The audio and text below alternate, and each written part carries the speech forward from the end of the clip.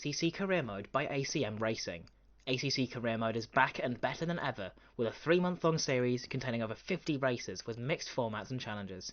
Team up with friends to manage your finances, car performance and sponsor contracts, or go solo and manage your favourite car across the whole season, utilising the daily, weekly and monthly challenges to add some spice to your online racing. The best thing? You decide your career, with 7 different paths to choose from. Minimum effort is no effort. ACC Career Mode Quarter 1 contains 5 races a week, all stewarded and commentated live with a range of formats from 4 to 12 hour endurance races to 25-minute sprints. The full race calendar is available at acm-racing.com, with individual race sign-up taking place on SimGrid. Only available on Assetto Corsa Competizione PC European-based league. Welcome to ACC Career Mode by ACM Racing. ACC Career Mode is back and better than ever, with a 3-month-long series containing over 50 races with mixed formats and challenges. Team up with friends to manage your finances, car performance and sponsor contracts, or go solo and manage your favourite car across the whole season, utilising the daily, weekly and monthly challenges to add some spice to your online racing. The best thing? You decide your career, with 7 different paths to choose from. Minimum effort is no effort. ACC Career Mode Quarter 1 contains 5 races a week, all stewarded and commentated live with a range of formats from 4 to 12 hour endurance races to 25-minute sprints. The full race calendar is available at acm-racing.com, with individual race sign-up taking place on SimGrid. Only available on Assetto Corsa Competizione PC European-based league. Welcome to ACC Career Mode by ACM Racing. ACC Career Mode is back and better than ever, with a 3-month-long series containing over 50 races with mixed formats and challenges. Team up with friends to manage your finances, car performance and sponsor contracts, or go solo and manage your favourite car across the whole season, utilising the daily, weekly and monthly challenges to add some spice to your online racing. The best thing? You decide your career, with 7 different paths to choose from. Minimum effort is no effort. ACC Career Mode Quarter 1 contains 5 races a week, all stewarded and commentated live with a range of formats from 4 to 12 hour endurance races to 25-minute sprints. The full race calendar is available at acm-racing.com, with individual race sign-up taking place on SimGrid. Only available on Assetto Corsa Competizione PC European-based league. Welcome to ACC.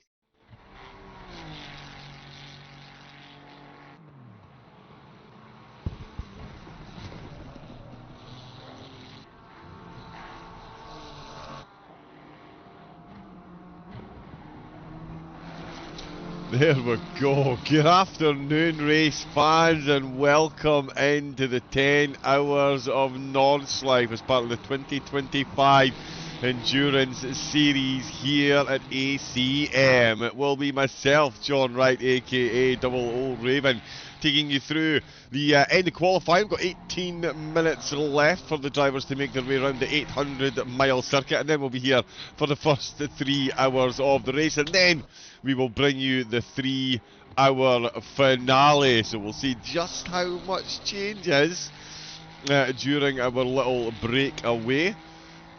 Just a quick note as well, if any of the drivers, we do appreciate your enthusiasm, but there is, I'm going to have to leave that Chucky. Yeah, if you do want to share your streams, there is a channel in the Discord group. You can jump in there, and the stewards in there have actually put together a compilation, all the drivers' viewpoints on one page. So if you do want to share any links, please do share them in there. We don't allow links in the Twitch chat. Good afternoon to everyone in the Twitch chat. Darkness Within gifting 3 tier 1 subs.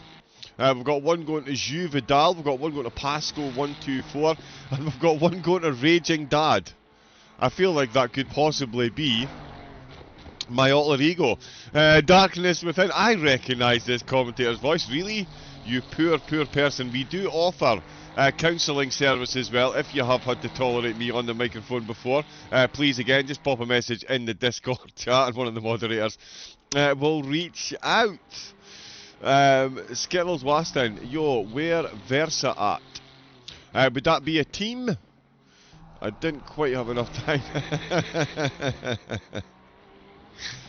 Darkness, loving it. We'll love to see it. I'll have a quick through. Yeah, so Versa is one of the teams. Now, which car are they in? Sven Paw, good afternoon. Tis Raven once again. Yep, they couldn't find anyone decent, so they've had to they've had to put up with me. I just bullied my way into the comedy box again.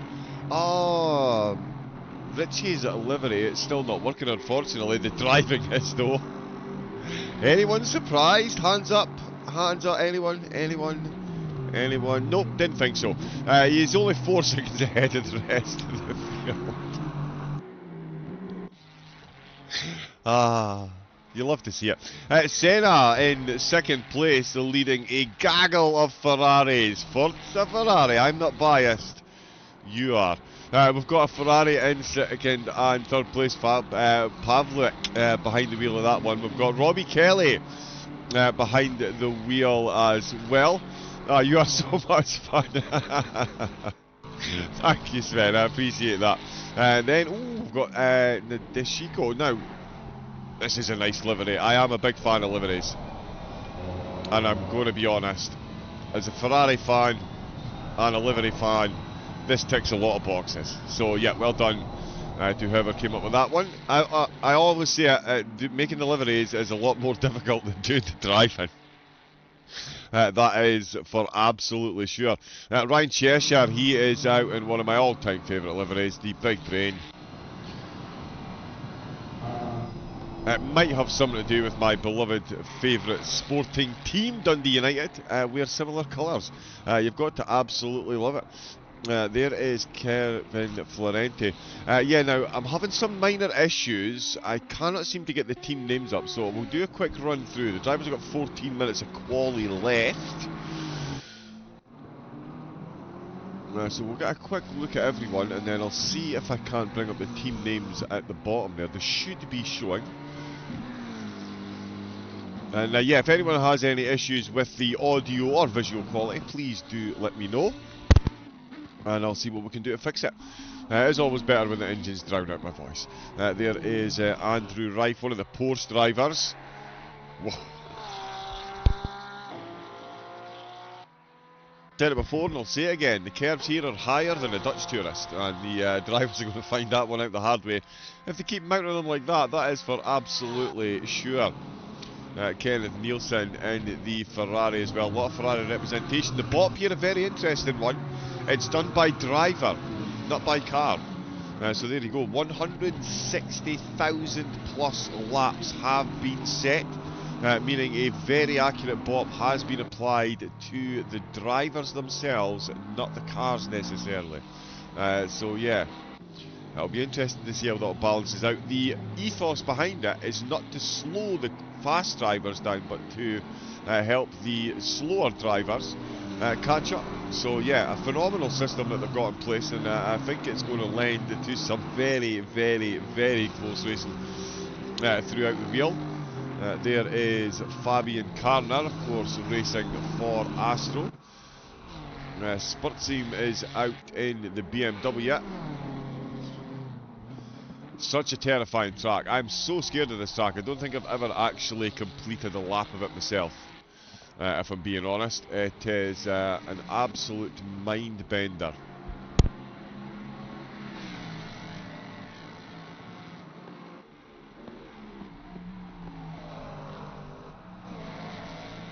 That we've got on ACC, of course, the Nordschleife Plus Sprint Plus Mercedes, so it's not the full Nordschleife that they have, not the full Nürburgring. Let me just put my teeth in the correct way around.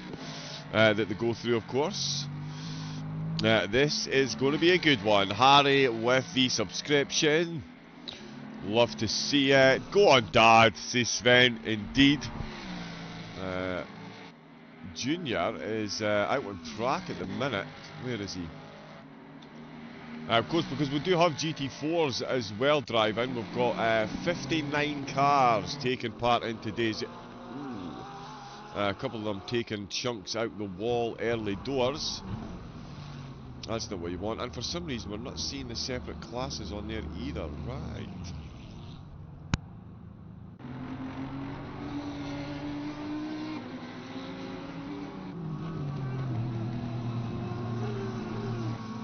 Yeah, the software having a bit of a moment, so my apologies. It's not distinguishing between... it's only putting this little blue marker on the side. But yeah, at the moment, the GT4s are being led by Godowski in the Alpine. Go on, the Alpine! We've got a McLaren in second place. You can say that in either class, really. And then Blanchette is out. The Canadian driver out behind the wheel of the American muscle. I know we shouldn't use chase cam for sim racing, but...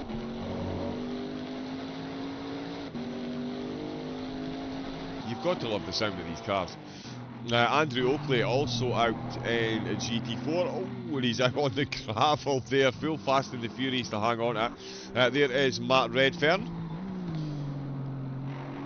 the Big Brain driver. He's got a new livery, or a different livery for the Big Brain team on the GT4s. Where is Goswell in the Merc?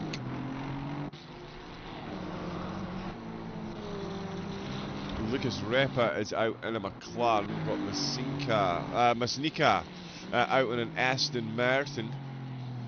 There as well. Okay, so their car... no, wait a minute, that is an Audi.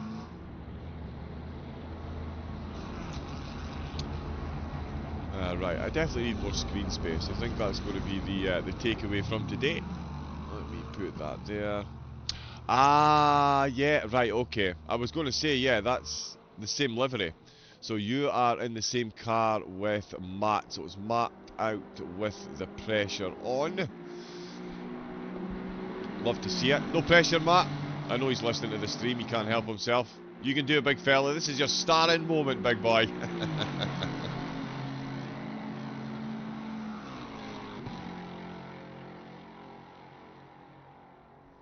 Yep, completely oblivious to anything that's going on. Can you spectate number 16, please? The please was obviously inferred. Yes, I'm sure we can. Now, would that be P16 or car 16? 16, there we go. That is Hugo Castel. Ah, one of the liveries that didn't work, unfortunately. And we still don't have the team names up either.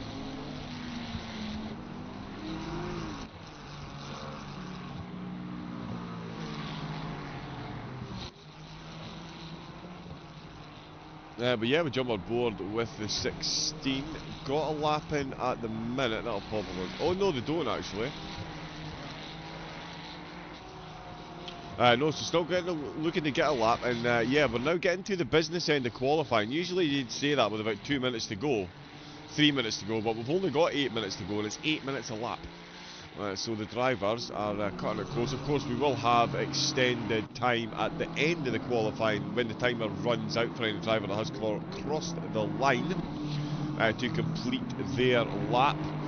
At the minute, still nobody completing their laps anywhere near as quickly as Richie. Can't say I'm overly surprised. Who's he got on his team with him today? Why they're not at the top of my spotters list? So he's got Sidoruk, Naskidasvili and Rodriguez. Wow. So congratulations on the win to the Aston Martin.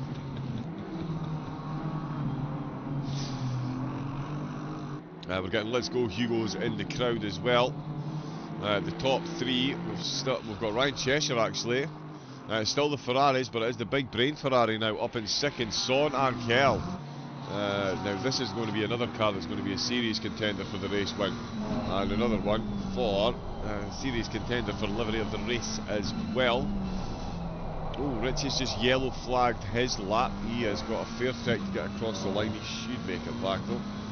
Get another one started. Quite a few cars in the pits, quite a few without times set.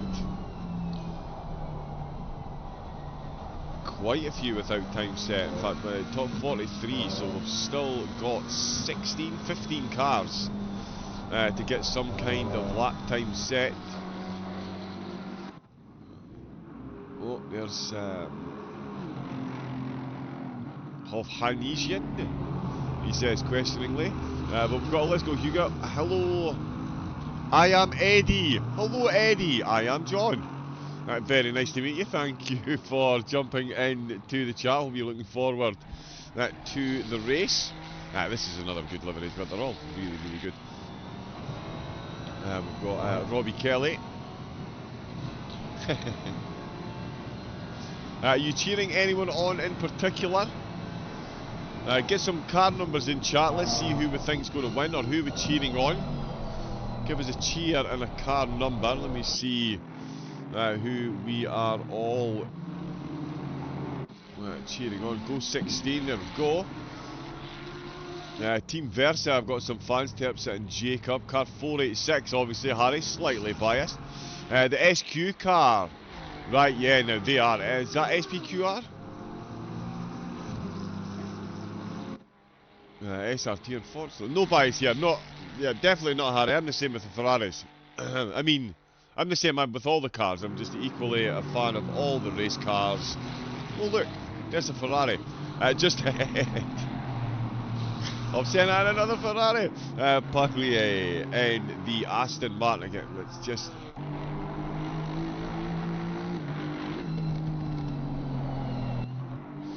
What an engine.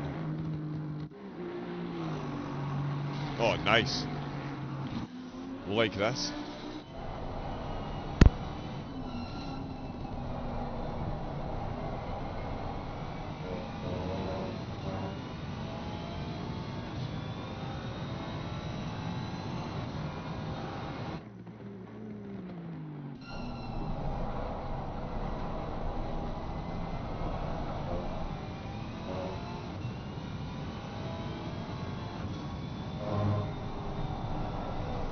Still not getting team names.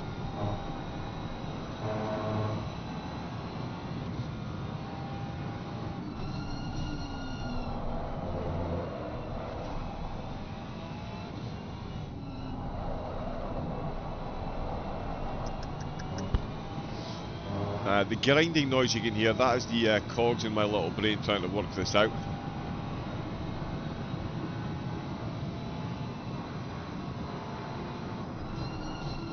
But there we go. Car 16 getting a lot of love. This 43 has been as well. SRT just jumped up the pits. Just jumped up the order and back into the pits. Ustmov, yep, so a lot of drivers are done with their quali now. We're getting to the business end. Oakley is on for a big improvement in the closing stages. So is in fact. He's going to jump from 31st right up the order. I'm happy that I was able to make the livery in time for the race for number 43. Nice. Yes. Well, congratulations. It has worked and it is a beauty. Ooh, the two of them are on a fast lap, and I tell you what, was 1.4 seconds up. Still got a long way of the lap to go, and there are under quali rules. Serum with the yellow flag, Ustinov, yellow flag. Up at the front end, Zockling looking to make a big move. This would see a position inside the top 10 with these current deltas, and Zockling doesn't have too much traffic in the GT3 variety. There's a couple of GT4s. The GT3s can overtake the GT4s if they are both on a flying lap in quali. Usual rules as well for multi-class racing. The GT4s have no obligation to get off the racing line. It's just the same as any other overtake in motor racing. It has to be done carefully, considerately and cleanly by the overtaking driver. The onus is on them to keep it nice and clean and above board. We are going to see a lot of interaction with the GT4s. There is only 10 of them compared to 49 GT3s. It's going to be quite a race. The Nordschleife, it really is a Marmite track. The drivers love it, your processor hates it. Mine certainly does. Even with my monster PC, we're still going to get 40 frames out of this. So hopefully the visuals are still on point. We've got an SRT car. Oh, so he's just starting his lap, but he is up. I tell you what, Zockling is absolutely flying, and so too is Andre Schmidt in the BMW. Now, he is coming towards the end of the lap, and he's got a lot of time in his pocket. This is going to be a direct assault on the top 10. It's so close in the top 10 as well. With Sjogren on an 8-minute 10.4, Kelly 10.5, Florente 10.5, Tamura 10.5. Senna 10.6. It's ridiculously close around, what, a 15-mile track? That's 24 kilometres for those more educated than myself. Let's see what Schmidt can do though. He's got 4 seconds in his pocket in the minute. I mean, not to throw too many spoilers out there, but this is going to be a very quick time. Marcus Anderson with a yellow flag, Boonstra with a yellow flag as well, so their laps also done and dusted. We'll see what Schmidt can do. Still got a fair chunk of the lap to go, to be fair. It is the Nordschleife, it is a long one. Robbie Kelly's 4 tenths up. Machado has gone 1.4 seconds up as well, and I'll tell you what, Zockling is matching the gains that Schmidt has got. Yeah, these two are going for an absolute run at it.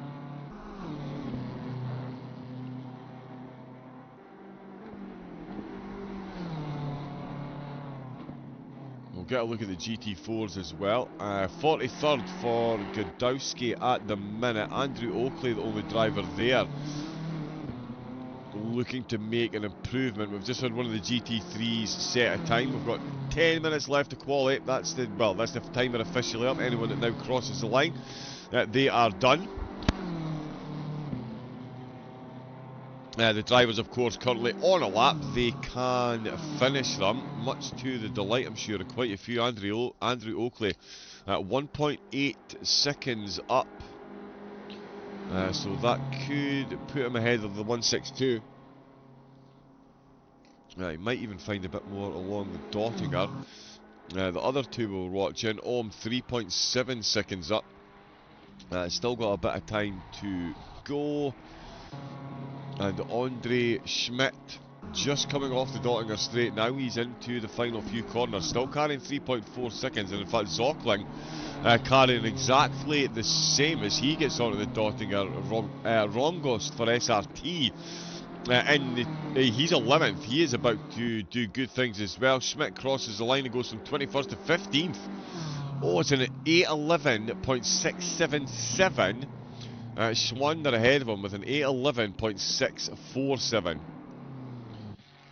Crazy close around the course this length. Robbie Kelly already in the top 10. He's looking to get himself into the top 4 at this rate. He has got almost a second. We're still on board with the Ferrari. About to come on to the Dottinger straight. We'll see if the Ferrari can catch some of this... catch some more time. 3.5, so where is he looking at here? This is going to be a 9.2. Oh, this is going to be very close to the front row of the grid. Very close to the front row of the grid. Yeah, Zockling through the final few corners, finds a 10th at the end of the straight, and another 10th. Wow. Oh, Zockling, here he goes. He's dropped a 10th out the last corner. He found 3, dropped 1, crosses the line, goes from 17th position at the death to 4th. He gets the second row, half a second behind Cheshire. What a lap at the end there. Sjogren looking to improve on his time. I won't see an improvement in his position. Kelly, on the other hand, could see a couple of spots here. Another Ferrari kicking ass and taking names in quali. And it's Robbie Kelly at the minute. He's got an 8:10.500. He's currently a second and a half up. So that puts him to an 8:09 flat, which would put him half a tenth quicker than Zockling in 4th place. Mark Warner also on improvement, so is Machado as well, so they've done well to stay out. The GT4s are all in the pits. It's oh no, they're not, my apologies. Godowski is still out there. He's already got pole position ahead of Liebner and Blanchett. Oakley can only do 4th in the qualifying, with Hovhansian in 5th position ahead of Redfern, Repa and Masnica. Behind with Kanika, Garsikek and Gozel bringing up the rear of the GT4 grid. Oh, the BMW will be keen to get past. and does so onto the Dottinger Straight. An attempted slipstream keep up from the GT4. Yep, there we go, tucks right into line like a bobsled. But you can see it's, yeah, it's not even a contest. The GT3 car, there's a checkered flag on the dash indicating that this will be the one. Gudowski don't think has improved any. Castell is still out and still improving. Machado is still up. Robbie Kelly has found even more time. He's got a bit of the lap still to go though. Machado is actually behind him as well. Let's see.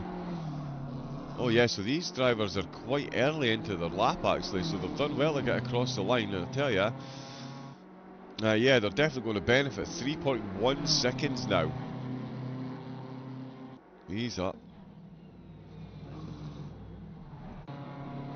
No improvement there.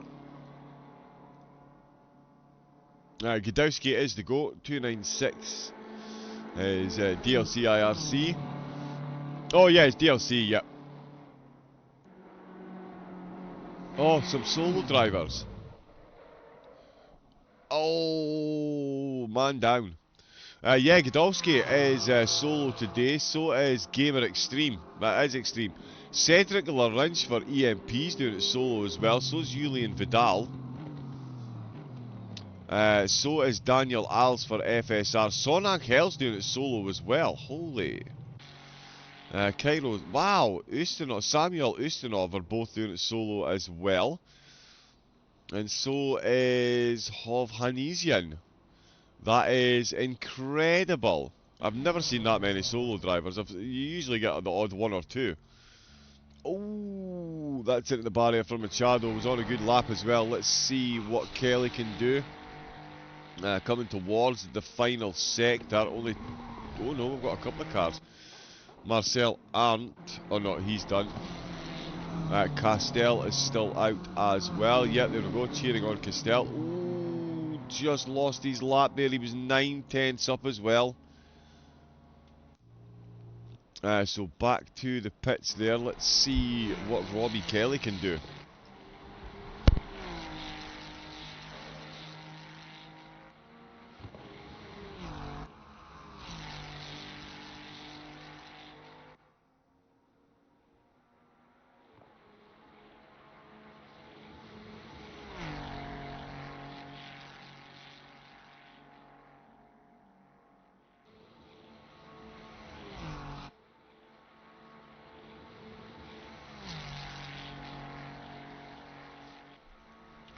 Yeah, he's less than a 10 behind Sjogren. Sjogren is improving, but only by a 10th.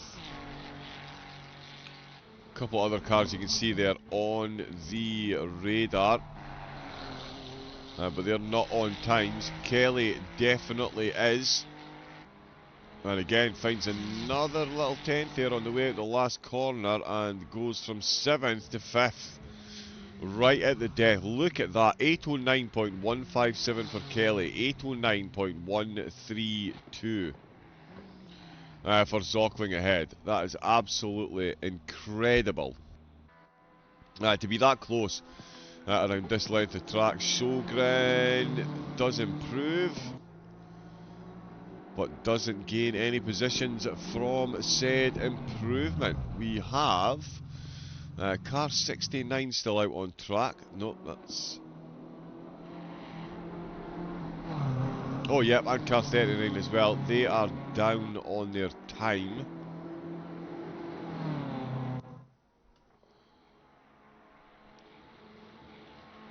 And Samuel as well, flashing the lights along the Dottinger Straight. The last car to come in now. I'm not sure if he's on a time here or not.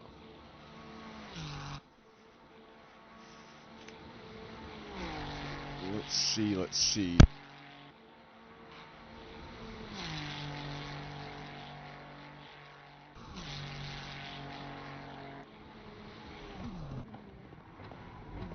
Yeah, if not, in fact, sorry, we've the grid has increased. We've got 60 cars now. Excellent. Let's see if the Toga racing car has set a time. Yes! There we go, jumps up to 40th. Now, bear with me a second. I'm just going to quickly do some finagling and we'll get the results up on screen. Welcome to ACC Career Mode by ACM Racing. ACC Career Mode is back and better than ever with a 3-month-long series containing over 50 races with mixed formats and challenges. Team up with friends to manage your finances, car performance and sponsor contracts, or go solo and manage your favourite car across the whole season utilising the daily, weekly and monthly challenges to add some spice to your online racing. The best thing? You decide your career, with 7 different paths to choose from. Minimum effort is no effort. ACC Career Mode Quarter 1 contains 5 races a week, all stewarded and commentated live with a range of formats from 4 to 12 hour endurance races to 25-minute sprints. The full race calendar is available at acm-racing.com with individual race sign-up taking place on SimGrid. Only available on Assetto Corsa Competizione PC European-based league. Oh my god. Welcome to ACC Career Mode by ACM Yep, Racing. he's pushed all the ACC wrong Career buttons Mode is and back loaded and up better than completely ever the wrong with a thing. 3-month-long series containing over... Wow. My apologies. Yeah, so I'm using new software. The standings, we can't seem to get back into the garage to look at the grid, unfortunately. So we can only see the top 23 cars for the moment. We'll get a full rundown of the starting grid very shortly. But there is confirmation that Richie getting the job done in the Aston Martin. McLaren in second place. Song Angel doing this one solo, starting in second place. Then it is the 4 Ferraris. Cheshire, Zocklin, Kelly and Pavlovic putting the cars well inside the top 10. With BMW in 7th. We've got a Ferrari in 8th, a McLaren in 9th and an Aston rounding out the top 10. That's going to be quite the car Senatore behind the wheel. I'm thinking to start that race, done well in qualifying. SRT got cars in the top 15. Solid groups of Ferraris all the way down to the Audi. Then we've got a BMW and a Lambo 16th and 17th. Mears and Renault in the Lambo. They could definitely be ones to watch over the full race distance as well. What we will do is pop up the starting grid.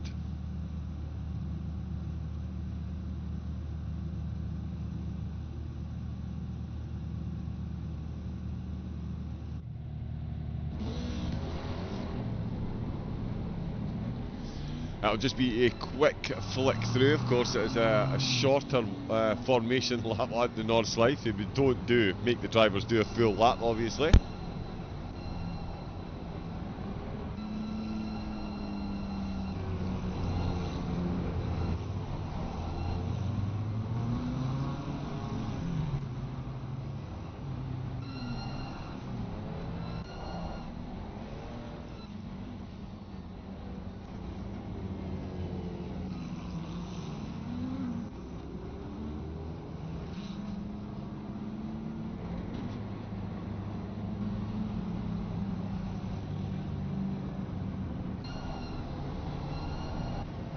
Apologies I couldn't get you the full quality results there. That is, yeah, a bit of an annoyance.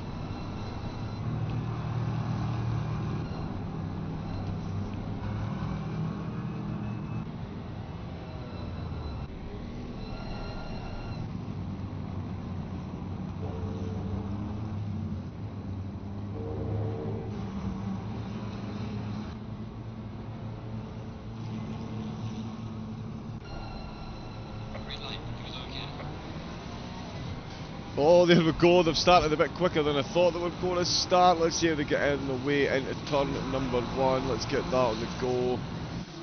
There is much further up the field. Oh, we've got an overtake early doors actually. Son Angel is taking the lead into turn number 2. He's gone round it outside. It's an absolute side-by-side battle for the lead of the race. It's Nordschleife that is behind the wheel. Yep, down the hill they go. Sorry, it is the full road. Angel, and he's lost the lead again. The two of them absolutely side by side. Zockling and Cheshire swapping positions as well, but it's all to do up at the front as Naskadashvili retakes the lead down through the hairpin up into the Schumacher Resto. This is going to be very close. Oh, Cheshire with a yellow flag. We'll see if we can catch up on that in a moment, but look at these two up at the front of the race. Absolutely, there was 2 seconds separated them in qualifying. Oh, Pavlovic has got a yellow flag. There's a bit of door banging on the way through the Schumacher S further down the field. A few cars have fallen by the wayside. Romary from the triple three has lost a couple of positions. Oh, and there goes big yellow flag for James Wiseman. Completely missed his brakes there, shot off track. Comes back on, he's down in 32nd position. Oh no, sorry, 23rd position. That just changed on me there. Jim Liebner is still leading the way for is leading the way, sorry, for the GT4s. He's got ahead of Godolski, so there's been some changes there. Harry Goswell is behind the wheel. He is in approximately 4th position. We'll see. Yeah, looks like about 4th position. Up at the front of the field, Son Angel is back in 2nd place then. What a start that was between these two. In fact, let's see if we can grab, yeah, a bit of that opening action. Simirik found himself on the way down the field as well. He was coming up, okay, so the BMW losing a lot of time there through the Schumacher S's, and that was quite a few of the cars. The software really isn't keeping up with this at all.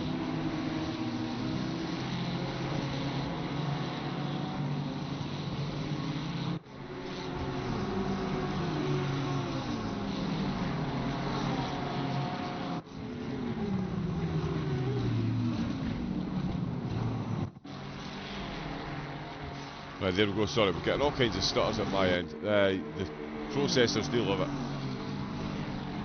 Okay, it's Matt that's behind the wheel, right, okay, so that it's not even updated yet. Right, okay. It does say, yep, still says Harry behind the wheel there. That is a much. This is struggling at the minute. Let's hope it holds together.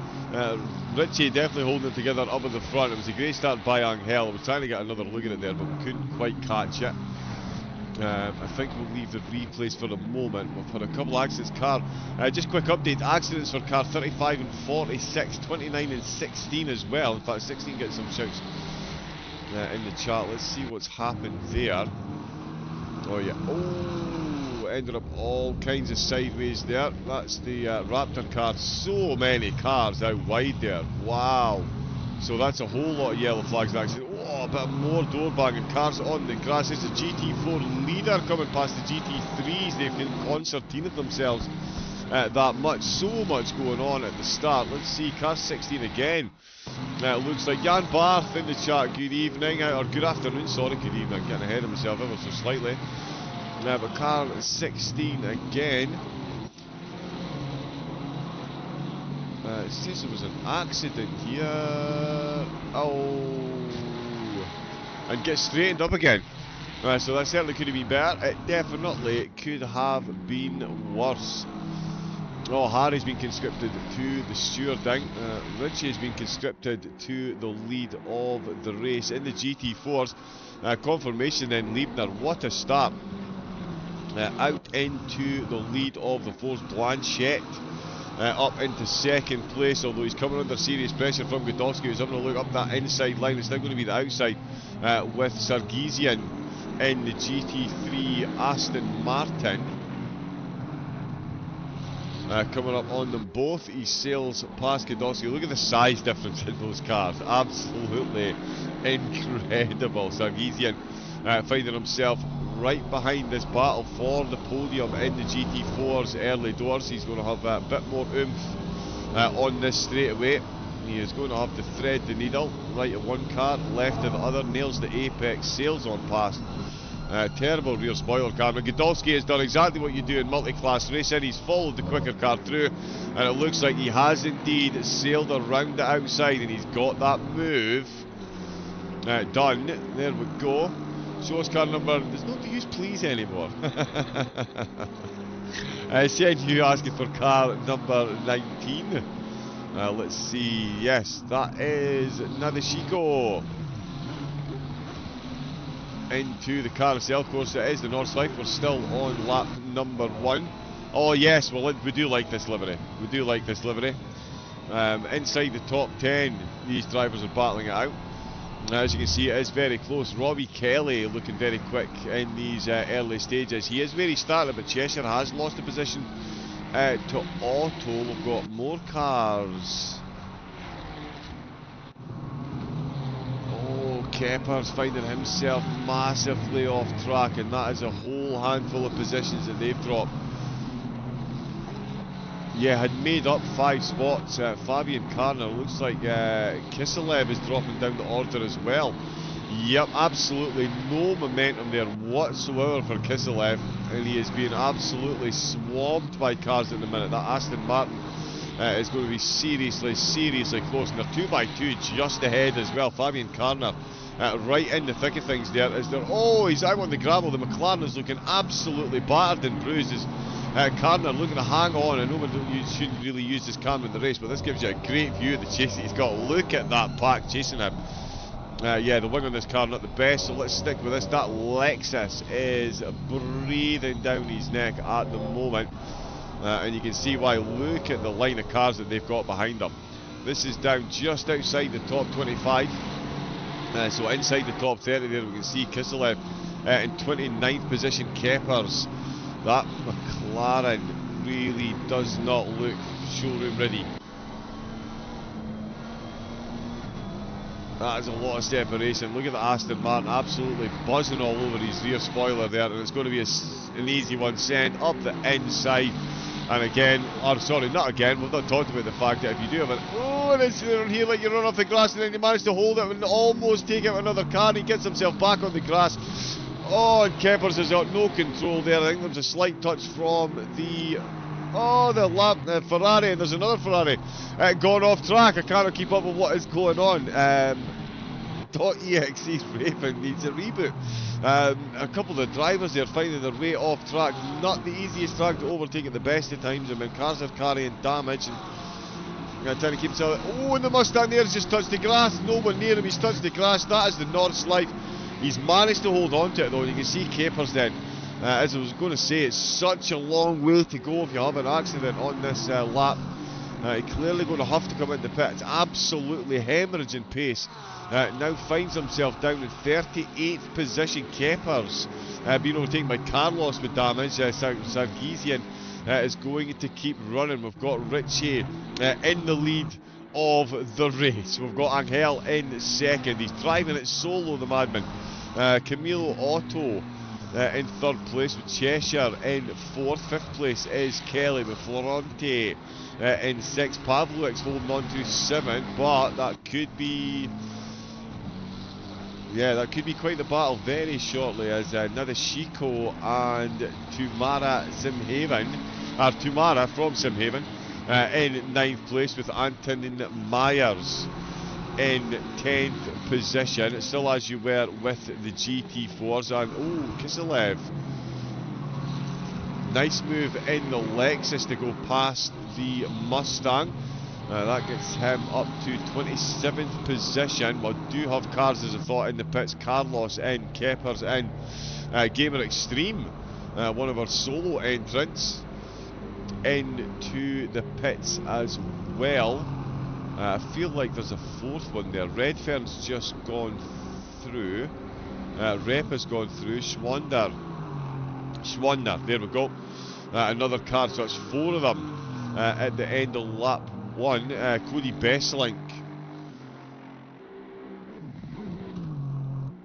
does have a pit time as well of 4 seconds. Yeah, so a couple of cars. I'm not sure if they jumped back to the pits or started back there, but Lawrence has been in. So is Sorensen. Sorensen was in for quite some time, actually. Well, we've got yellow flags for Daniel Alves. Oh no, he's in the pits. Why is that causing a yellow flag? Very strange, but that is a big yellow flag on the track. I'm not sure why. The car is safely in the pits. Keppers and Carlos that are still in there. Gamer Extreme already on his way back out. There is Liebner still leading the way. He's just been overtaken by a GT3, 36th position. That's just a bug. Yeah, it's very annoying. Hopefully none of the drivers get penalised for overtaking on the start-finish straight. Yeah, they really need to fix that. That's been a while that's been in there. Velizanski. Been a very, very, very good start for the number 46. Up 25 positions on the start of the race. So started without a time, has made it past the GT4s and quite a few GT3s as well. Sargsian just ahead, 23 position gain for the Aston Martin driver with Paul. In fact, I can do that. Up 8 spots.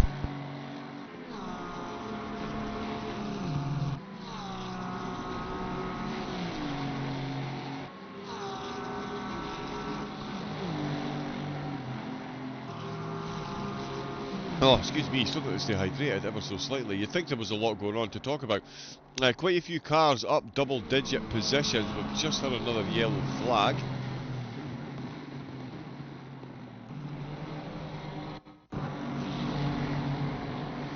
Zemanak.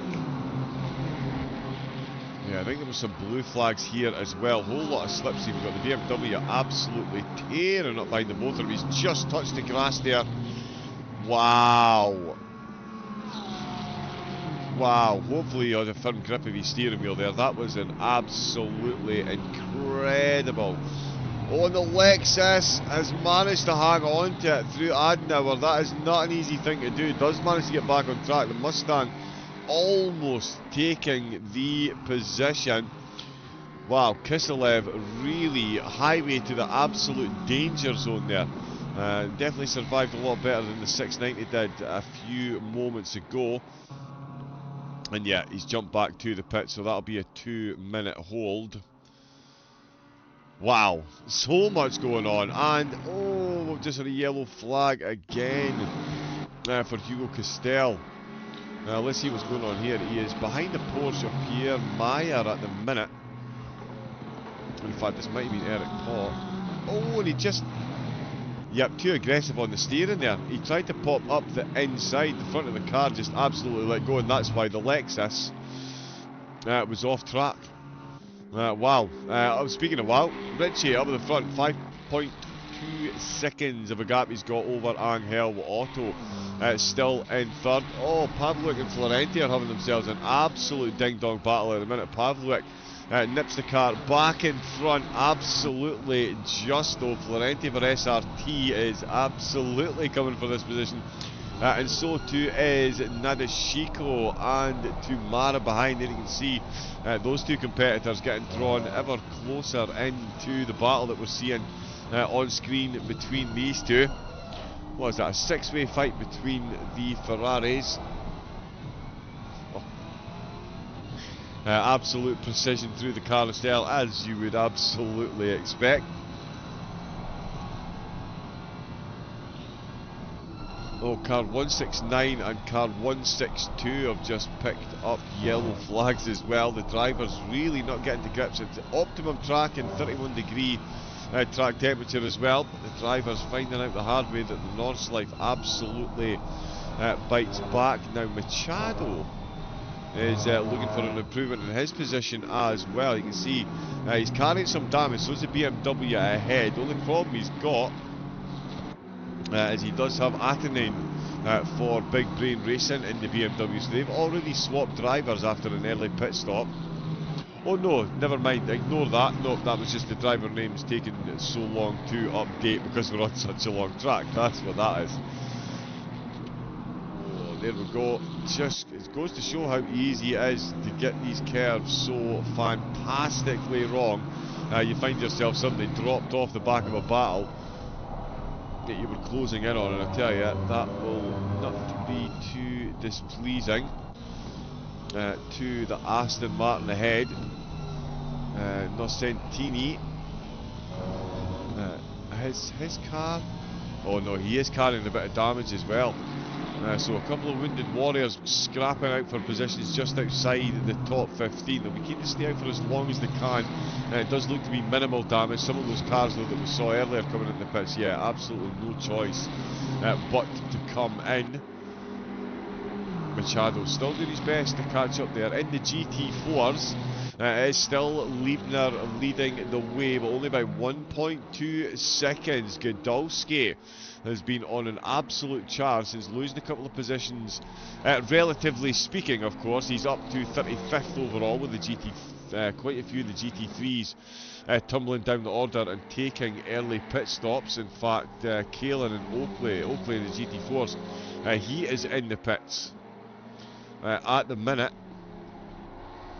And yeah, here we go then. This is the battle for the lead in the GT4 class. We've got the Alpine that definitely could against the McLaren that so often does. Almost floating their way through this sector of the course onto the Dottinger Straight. It's going to be interesting to see how this plays out between them. I can confirm that Richie is now very much doing Richie things up at the front. He's just posted an 8-minute 9.5. The next fastest driver on the track is doing 8-minute 12s, which is just an incredible pace differential. So Richie looking to really extend that gap out. Oh, and we've got Nieto has just dropped down the order. Do we hang on for the overtake, or do we have a look at the replay? Car 164 tumbling down the order.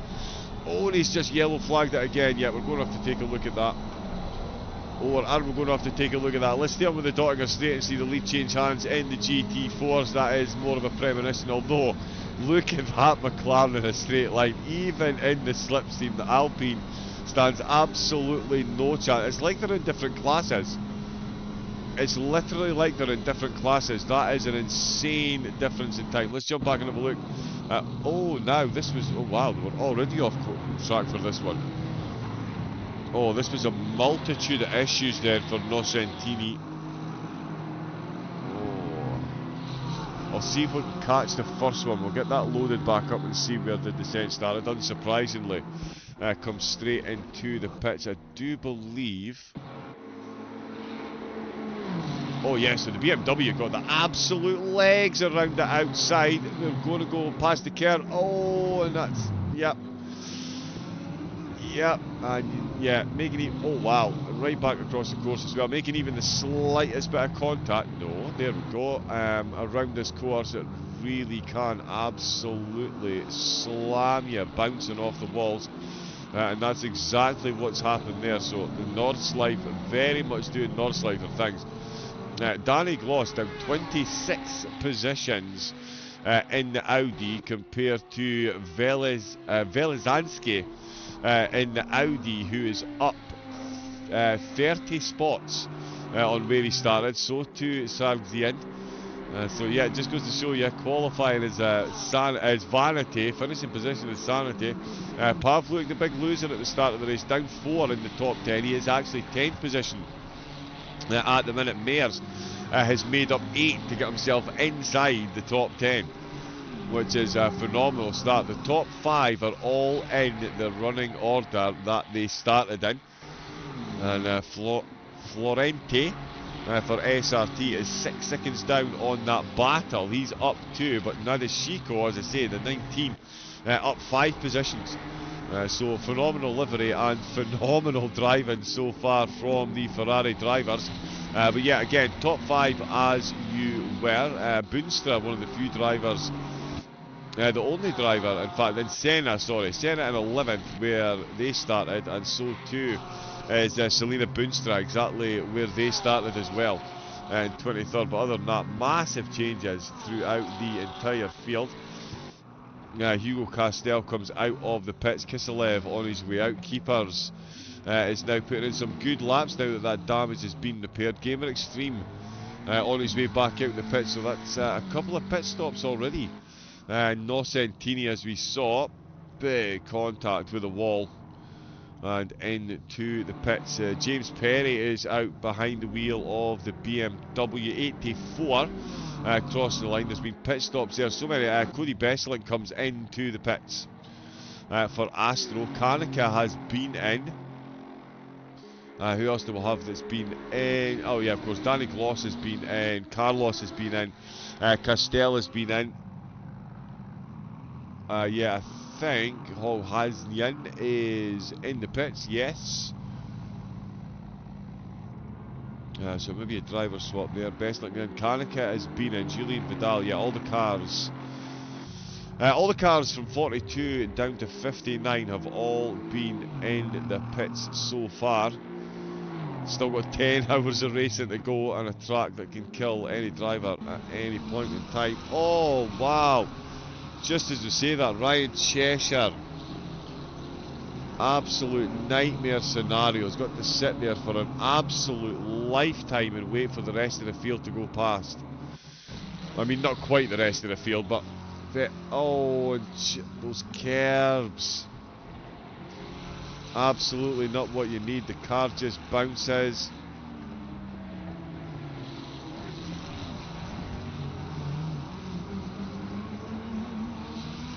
And that will inevitably, unfortunately, be a pretty huge penalty. And very little chance of getting that car back anytime soon. Look at the state of that. That is... yeah, there we go. To go in a straight line, got the steering wheel at 7:10. With a fair bit of lap to go, but yeah, definitely did move there. And caught that Lamborghini. As a Kieselers goes past, I think, was it Myers in the Lambo? Yeah, it was. So yeah, I'm sure the stewards will be looking at that one. Hi, Sully! Good evening, good afternoon. It's only 1:30. I keep saying good evening. Yeah, welcome in, mate. Are you racing today? I was actually looking at you. Were you streaming the other night? Or am I getting my Sullivans mixed up again? No, it was you that was racing the other night. I was sitting lurking. Let's see, Richie. Wow, he's already 8 seconds up the road. Kelly. 4:10's down on auto, so they're still battling for the final podium position. So that is definitely still going on. Son Angel on a solo drive. Took the lead of the race into turn number 1. Couldn't quite hold on to it though. The race leader now running away. We'll see what Machado can do here against Swertferger, which is quite a mouthful. 162. Oh no, that's at the pit lane. Yep, so we're getting a lot of yellow flags at the pit lane for some reason. I'm not sure why the game is doing that to us. We will see.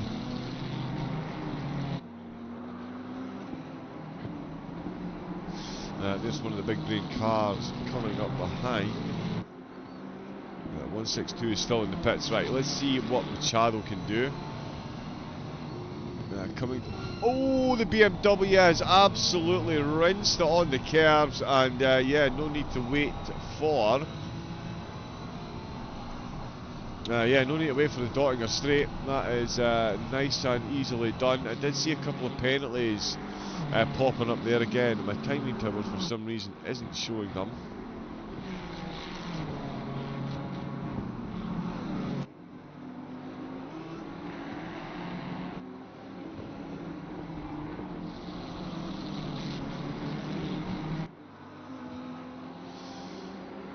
Is 16 out of the pits again. So much scrolling to do with this many cars. Absolutely love it.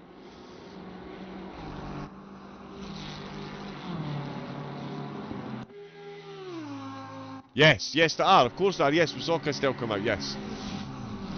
He is absolutely out on track.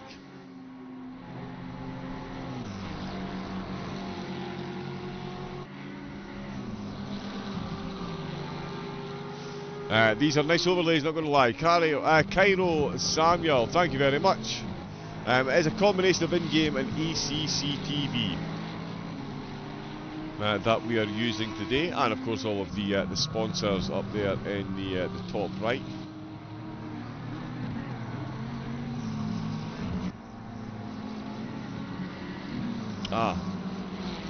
Yeah, a few elements don't seem to be fully functioning today, but that is technology.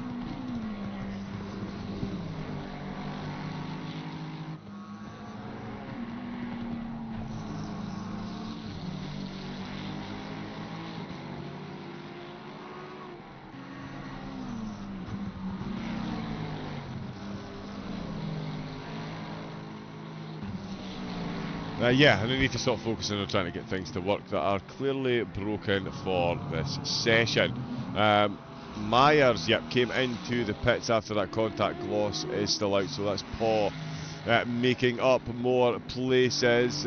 Richie is still making time. Kelly and Otto, though, this podium battle, these guys and gals need some absolute screen time here as we head up into what is the final corner of the Nürburgring and off into the Nordschleife. How's that for a turn number 1? 27 that gets me. I just can't wrap my tiny little brain around it. Just for some reason I keep expecting it to be a different corner, and then I'm off and I'm spinning and I think to myself, yeah, I can go and race F4s. Let's do that instead. But these two, look how close they are getting. Only 16 turns in. Otto under full pressure again. These two have been inseparable since the start of the race. We've also got Fabian Karner in the Aston Martin. He is hunting down the two BMWs ahead of him. He's not one of the drivers that's been into the pits. Has made some good gains though, has Karner, I believe. Let me see, that's completely moved. Still saying that Daniel Alves is in the pits. Now that could be a bit of an issue.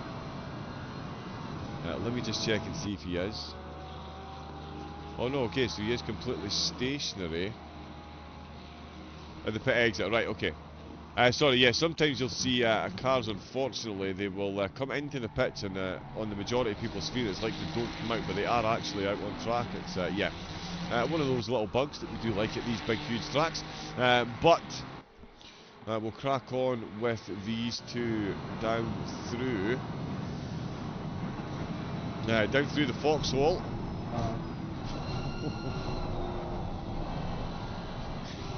Yeah, this is the one. I mean, yeah, turn 25, 6 and 7, yeah, I just cannot get this corner right at all, ever. I've never once successfully made my way through there. Down towards Rebel 3, it's still Ferrari on Ferrari action for third place overall. Oliver Perez has got the SRT Ferrari ahead of him. He's looking for 10th place at the minute, and he is running very quickly indeed.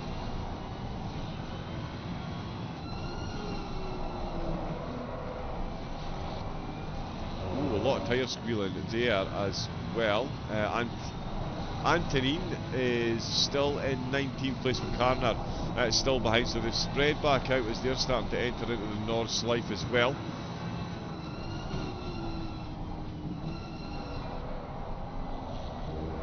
Yeah, those spectator stands are pretty awesome. Definitely wouldn't mind going camping there for the weekend, for the Nordschleife 24. Be quite the sight. Yep, he's doing well to hang on to that one. We'll jump on with Fabian Karner, see how his advances for a position are going. See, he's got the big brain car. Right, sorry. I'm going to leave you on with this battle while I just try and sort a couple of things. We are, yeah, having a couple of issues here, sorry.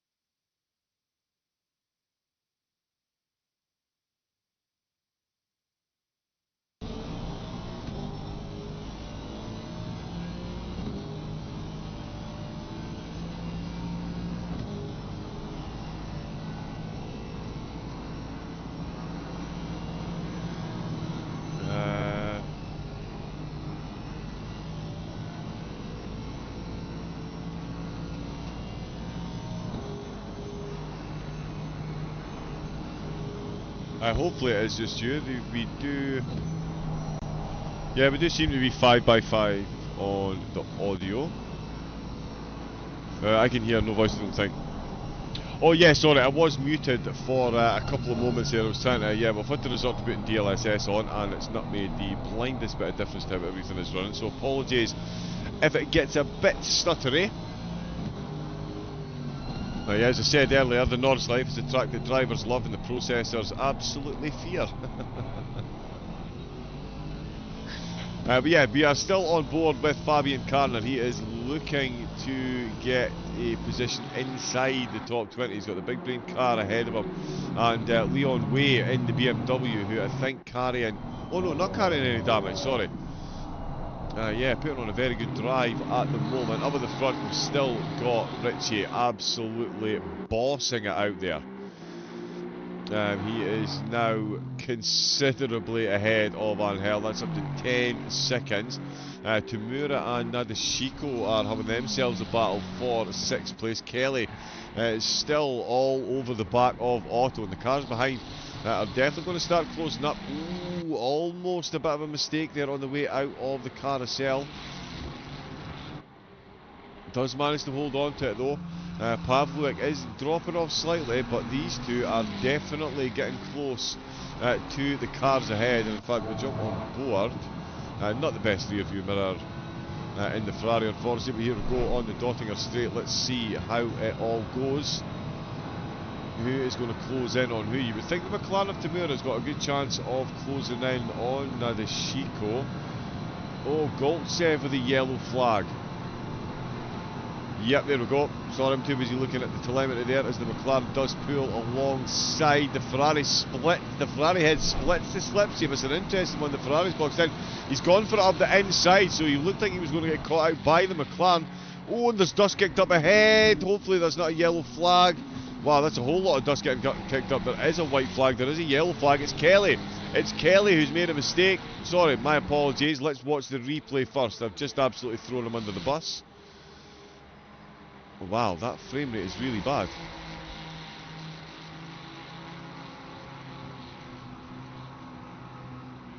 Oh, he half went for it and then backed out of it. And that can be just as bad as getting it wrong.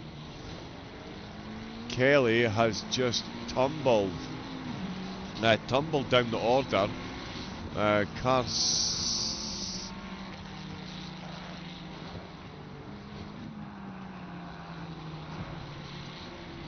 Oh, Tamura as well, wow.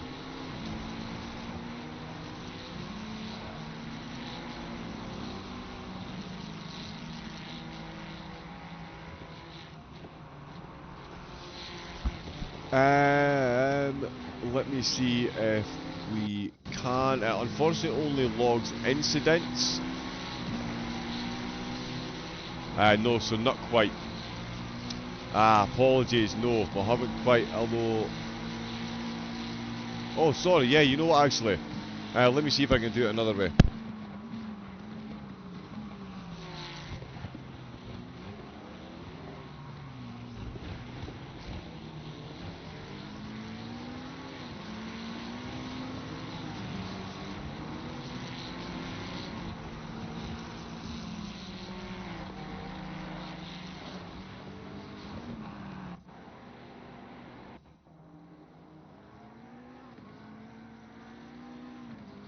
And that's picked out another incident. My apologies, the software is having an absolute laugh with me today. Yes, but, yeah, so here we go actually, yeah, there we go. Perfect, it did work, haha. I meant that the whole time. But yeah, you can see that the McLaren pops out with the slipstream as soon as it hits the air. That didn't work, of course it didn't. I've been thrown under the bus several times now.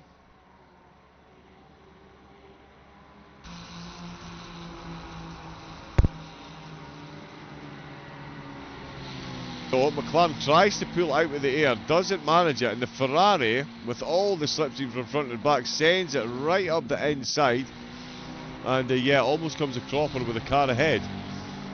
We did get it. Excellent. So there is Nadeshiko then, up to 4th place now that Kelly has dropped out of the running. The podium battle certainly looks a lot different than it did a few moments ago. The gap up at the top looks slightly different. It's equilibrious, in fact. Richie 11 seconds ahead of Angel, who is 11 seconds ahead of Otto.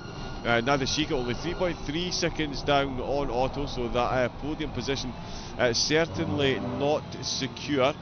Jim Liebner is still leading, is leading the way again. Yeah, he's leading the way again. There we go, he's back in the front of the GT4s. Temporarily lost the lead. Of course, we've seen what the McLaren can do versus the Alpine on a straight line, so it's no surprise to see such a gap between him and Gadulski. At the minute, it is Kevin Blanchette who is still running in third place, with Matt Redfern in fourth place in the GT4s. We've got Repa currently running in fifth, and Rojek running in sixth position in the Aston Martin. Liebert and Gossel bringing up the rear of the GT4s, although this looks like it might be an attempted pass by the Audi. It's amazing the pace difference between the 3s and the 4s. This is 2 4s, of course, and it is Gossel making up a position on Liebert. Next car ahead of him is Gamer Extreme, one of the solo drivers, has been into the pits already. Ooh, and is on the grass. That's definitely doesn't help with the breaker, and that is a good save. Can so very easily go very wrong through that final corner section. And Gadulski, they've caught up to... Oh no, the GT3 going through, sorry. So GT3 has gone through. Gadulski trying to take advantage. Oh, and McLaren's taken the wrong way round there, and that has put Gadulski into the lead just as they get on to the Nordschleife. Wow, so through the Nürburgring section, one of the GT3s went past, and it was goodnight Irene for the GT4 lead. So Gadulski back in the lead of the GT4s. Just as they get into the twisty stuff. Couldn't have happened at a better time considering the car he is, because we already know as soon as they get on to the Dottinger, it is going to be an entirely different story. Let's see what kind of gap the Alpine driver can build up through aforementioned twists and turns. I've just noticed as well, James Perry, yeah, in the BMW. He's on a bit of a move at the moment, and he has got Castell just out of the pits. Great battle between these two, actually. Both of them having to come in for an early pit stop, finding themselves just outside the top 35, couple of cars ahead. So yeah, absolutely not out of it by any way, shape or form, of course. We've still got 9 hours and 20 minutes to go. So I think that's something like 7 laps to the Nordschleife.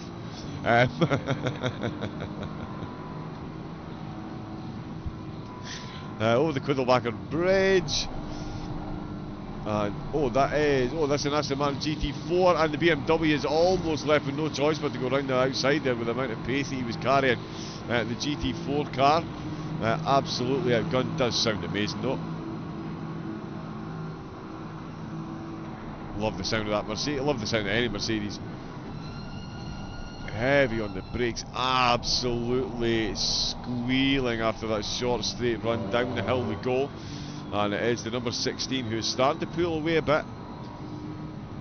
But again, it'll be a different story on the Dottinger straight. We've got another close battle just ahead. Cars Keepers, who we saw in the pits early doors after a big impact.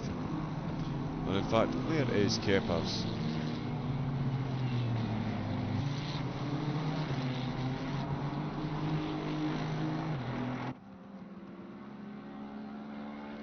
Oh, this is getting close again, actually.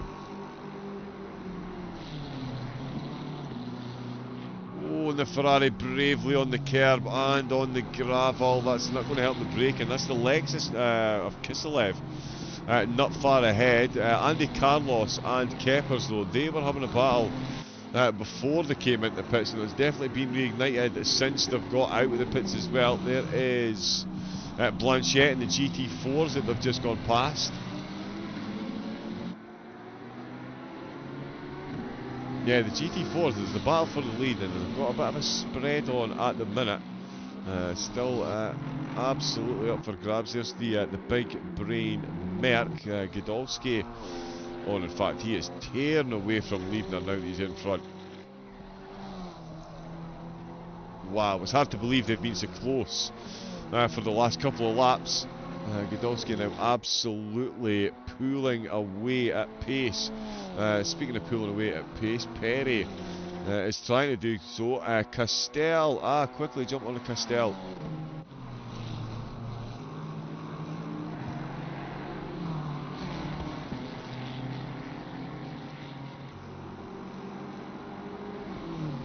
So yeah, that's Castell, 38th then.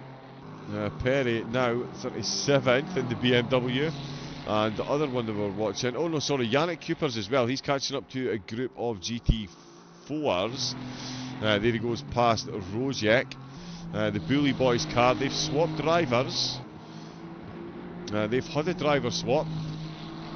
So we'll see what Cooper's pace is compared to the rest of the field. Kiselev, another driver. Wrong place, wrong time, and lap number 1. He's now on the back of Blanchette as well. That's going to be a very quick overtake there for the Lexus. Perry and Castell will be looking to do similar. Let's see what the podium lay of the land is at the moment with Otto. Still in 3rd place, Florenti in 4th, and Nadeshiko in 5th. Tamura and Pavlovic absolutely in the hunt for this as well. Pavlovic finding some good pace on the last lap. Seemed to drop off ever so slightly, but has been dragged right back into this battle.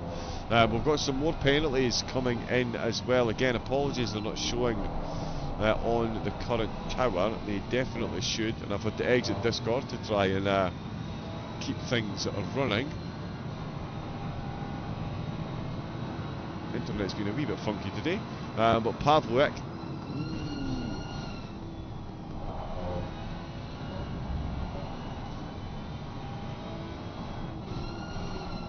Yeah, he is definitely looking quick compared to that McLaren. And certainly Nadeshiko and Florenti ahead. Definitely getting reeled in then. Absolutely nobody reeling in Ritchie at the moment. He has got that Aston Martin absolutely dialed in. 14 seconds of a gap he's got there. Romgost is closed up to Sjogren, in fact. He's closing up on Ferez. Let's see if we can get a look at that one. There we go. The 240 dive bombed 19 into turn 1. Could well have been 240 and 19.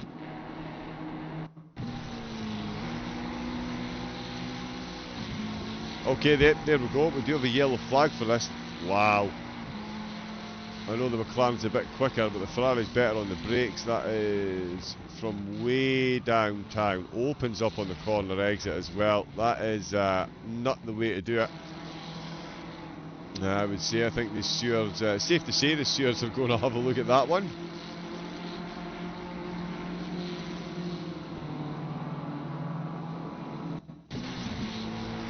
Okay, so this is the same incident.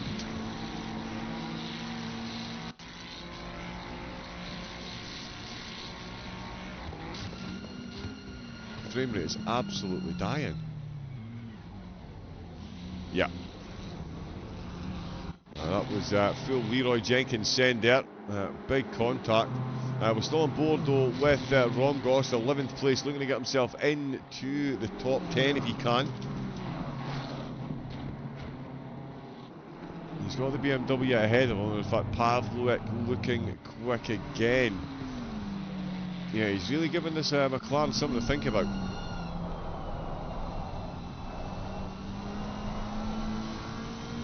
As the track temperature is coming down. Interesting time to start the race as well. Starting after 4 PM at night. I mean, it's going to finish about 2 in the morning. Oh, and he's really hit that curb there. I'll tell you what, the Ferrari's done well to quell his pace ever so slightly so as not to make contact, but is going to sail past. There we go, Pavlovic. Didn't have the most solid of starts, but is gaining back positions and is in fact back to where he started. So great driving from Pavlik. Now the Chico, of course, up 7 spots on where he started, which is pretty impressive to say the least with the way things have gone for some of the drivers. Sargisian and Velizhansky both with 34 places gained since the start of the race. That is an absolutely dream start, and I think they carried a bit of damage as well. Yeah, a few wee scrapes here and there, but the Audi definitely on an absolute flyer in this opening in the opening exchanges. Ryan Cheshire, the big brain Ferrari, they're down 50 positions on where they started. Started in 3rd, now down into 53rd, so it's going to be a long comeback race for them.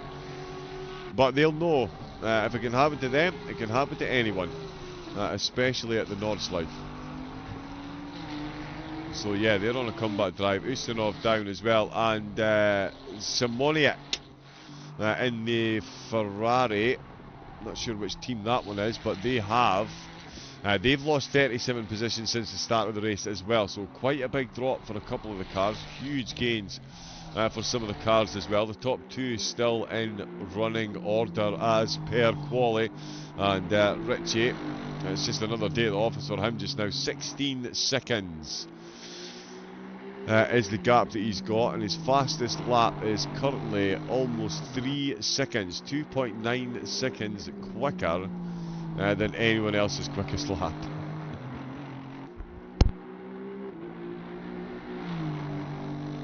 So yeah, pretty safe to say he is absolutely at one with his machine at the moment. The Aston absolutely booting it with Camilio. Now there we go, just going past the blue flags. So yeah, they've got GT4s and now blue flags as well, with some of the cars having made it into the pits. Let's see what Karner can do. He is still behind the big brain BMW. Hasn't managed to get past as yet, but is certainly looking close to doing so.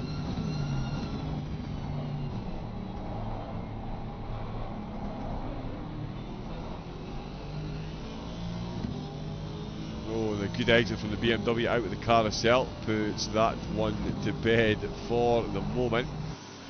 Marcel Arndt is still running. Oh, James Perry with a yellow flag, and Andy Carlos as well,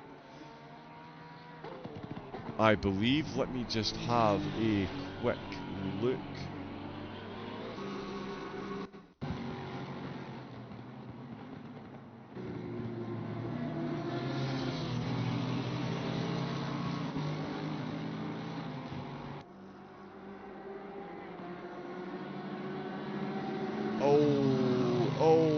Double touch. They'd gotten past the Lexus as well. It's going to come flying right back at them. Oh, Carlos with another off-track excursion. It really just never gets any better at the Nordschleife after he's had an act. Oh, just runs wide and absolutely slams into the wall. That is going to be another trip into the pits. That is a painful one for Carlos in the Lambo, back down to 36th position.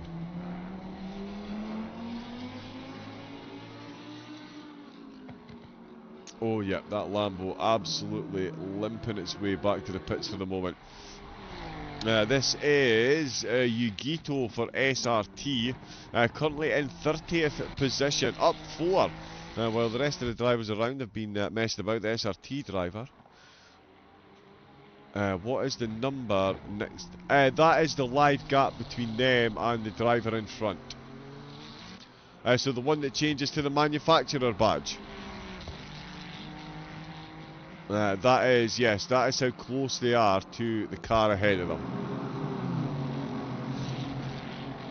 Yep, helps us keep an eye on. Oh, there we go. And it's yeah, good thing we were looking at that, because that is the moment that Fabian Karner gets himself past Atenite. It's been a long haul for the Aston driver. The BMW driver doesn't seem to be done with the battle for the moment. Oh, although, yeah, maybe not catches into the slipstream as quickly as I thought he had there. Look at what the suspension does even when they're on the track. It's absolutely incredible to manage to get any grip through here at all. The Aston Martin with a slight kick to the left there. Well held by Carner. We're already an hour into the race. Of course, the driver's got a 65-minute stint timer. So they'll need to be in before 65 minutes, so I think we are going to see a lot of cars come in. Well, actually, we'll have to see a lot of cars come in at the end of this lap. We've only got time to complete this before the stint timer will run out. So yeah, 7 laps, that was the guesstimation I heard in the driver's briefing as to what you were going to get per stint. In fact, there's Mayer and Boonstra. Both coming into the pits. We've got Romghost still on the back of this BMW, so a couple of these battles are fairly persisting here. Romghost certainly not keen to drop out to the IKEA. Love the livery on this thing. The IKEA BMW. Hopefully they didn't receive it flat packed. We've got 17 seconds now separating Richie from Angel. 15 seconds back is Otto. Florente has found about 0.2 of a second on Otto, but we'll need a bit more than that before they get into the pits if they're going to have a big impact on the way out. A couple of cars do have penalties to serve as well. Let me see.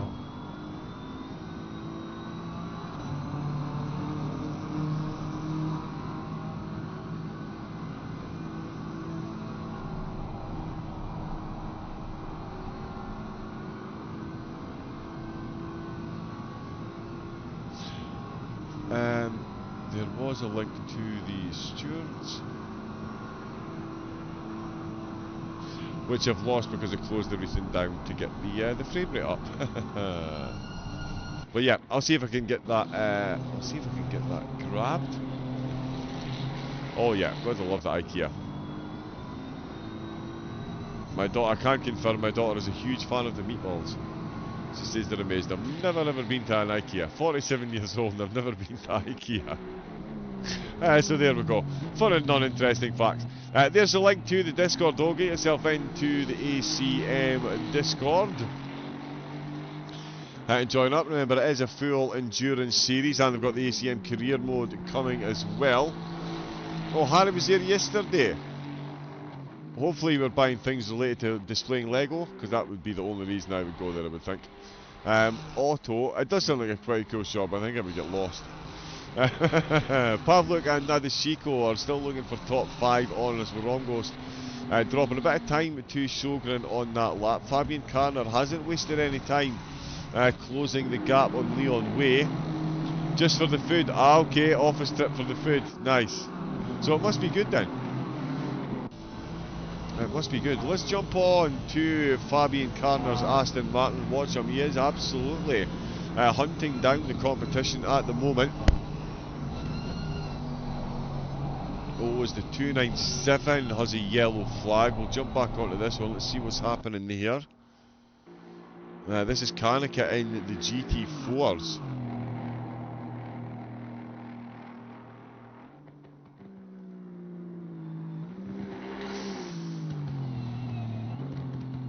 Oh. Wow, look at the tone caster on it, that front wheel. We're still here with Carner, who's actually got the overtake done while we were in the replay.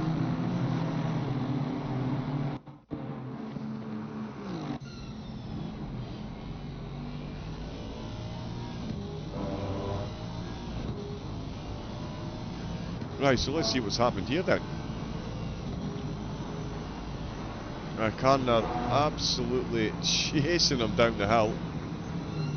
Oh, it gets very close there. The BMW was a bit earlier on the brakes than the Aston Martin, it's safe to say. Carner, you can see that right foot doing some incredible work on the accelerator. Oh, bit of a stutter there, my apologies. Well, that ironically says on there faster than you, and yeah, just a little bit quicker, and does manage to make that move. Yeah, no one in the sector, and I tell you, that's done him the world of good, because Eichmann is right on the back of Way now, so Karner free to make some more progression. Good solid 8 places he's made so far. Romain Bedore is the driver ahead for Raptor Virtual Racing. Know that livery any place. Yeah, another driver having a very good start to the race. Antonin, looks like he's going for the overtake as quickly as possible. Hasn't quite managed to make it stick there. There was a minor yellow flag. So I think there was a bit of a touch on the grass. Oh, that doesn't sound like full acceleration. Oh, the back of the car not gripping under acceleration then. Let's see, another driver that we were watching intently early on, Robbie Kelly, had to take a pit stop after a big contact with the wall. He's got himself behind Bastian Holter then for 26th position. Sends it up the inside of turn 36. He's going to have a very good line and a very good run. Leaves the Audi absolutely standing then, and that is a position back for Kelly. With the pace he's got, definitely still capable of a top 10 given the length of race that we've got left. Pavlik still looking to get past Nadeshiko, but no way found for the moment.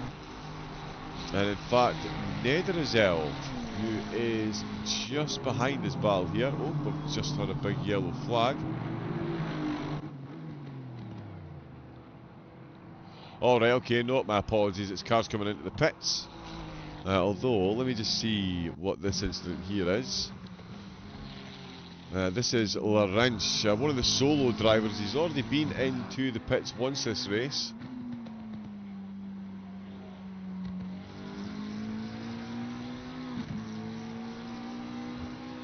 It says we've got a yellow flag here. Oh, okay.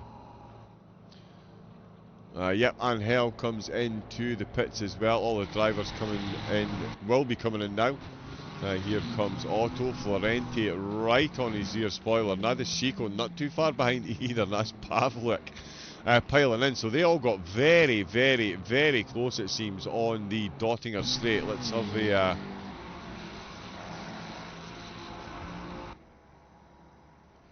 have a look here. This is Florenti that we're on board with. They're all juggling up and down the standings at the minute. In fact, didn't seem to get that close actually. So yeah, I managed to make it up mostly through the twisty stuff then. Where is the game sound?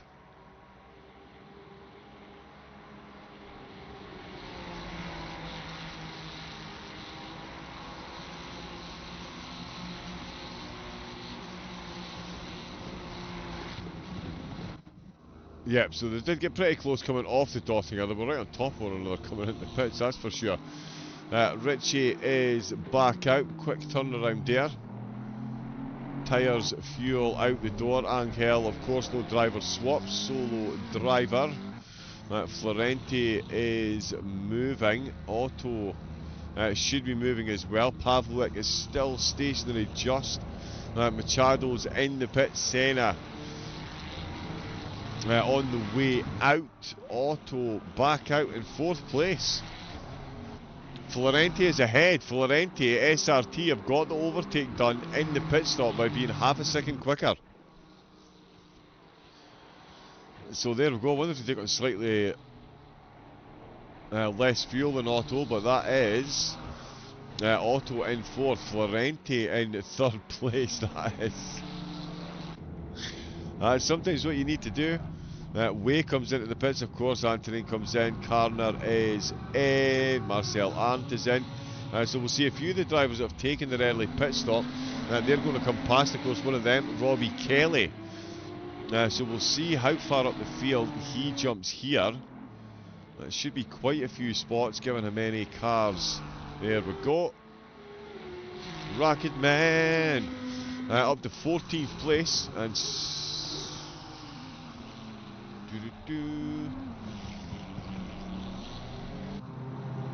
oh, the wrong way.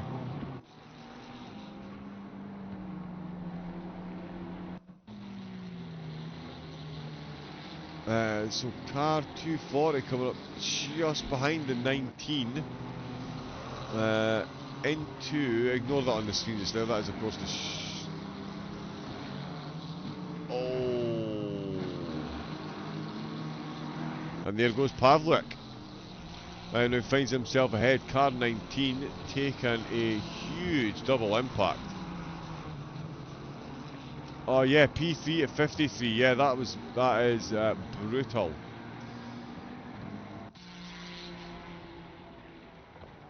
Back up to 48 for some of the pit stops. Still a very long way to go. There's a bit of work for the stewards to do as well, as we've just seen.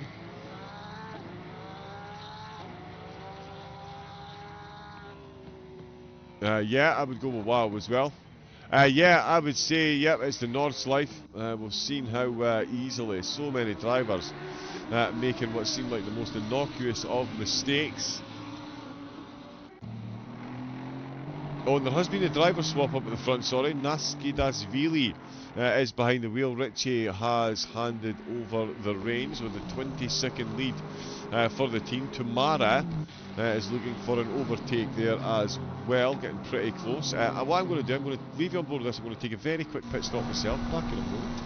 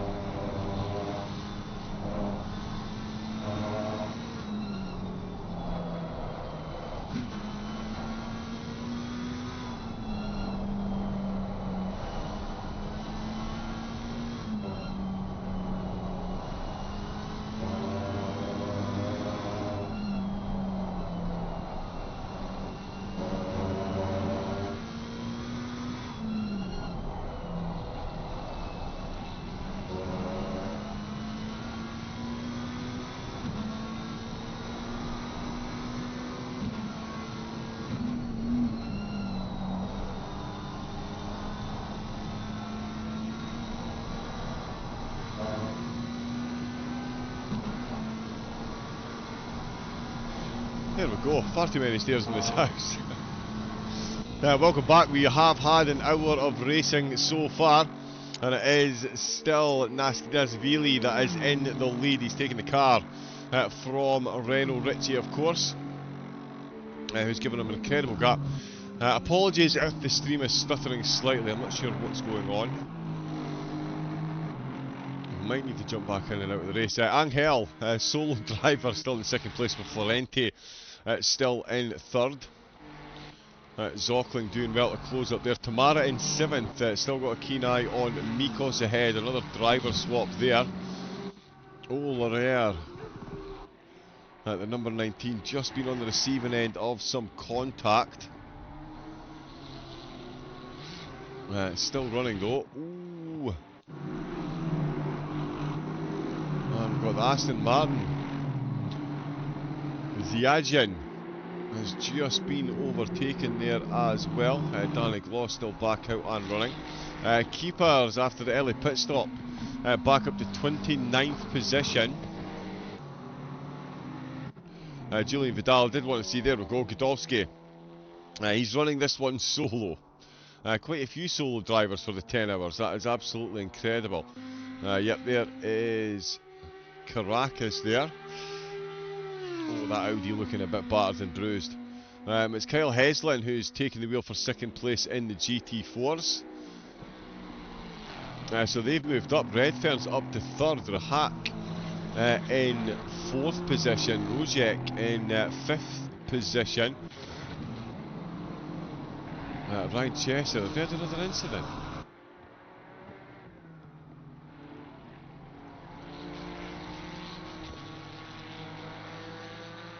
I thought he'd made up another couple of places during the pit stops. We have had car 700. Alex Kill. Oh. Well, looks like they've maybe disconnected from the server. That was a bit of a strange one.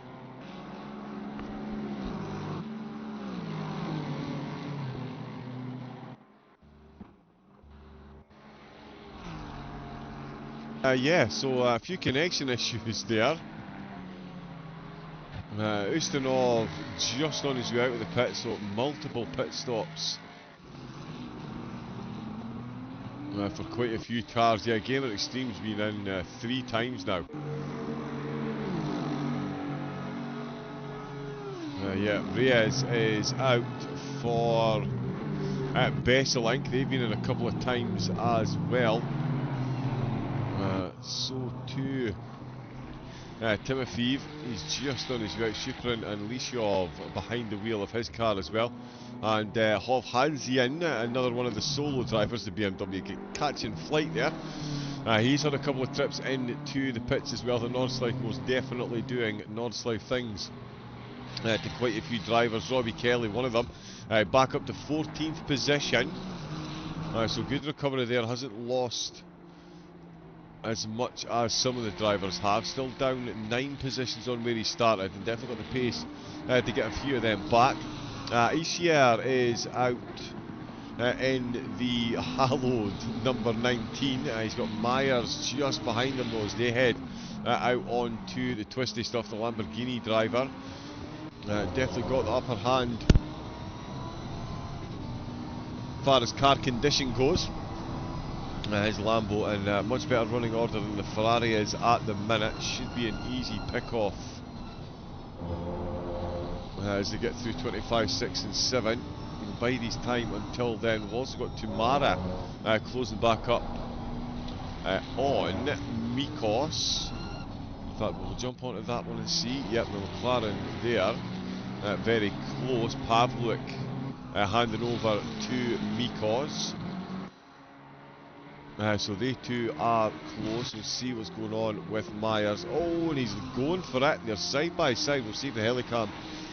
Yep, perfect. Not blocked by trees.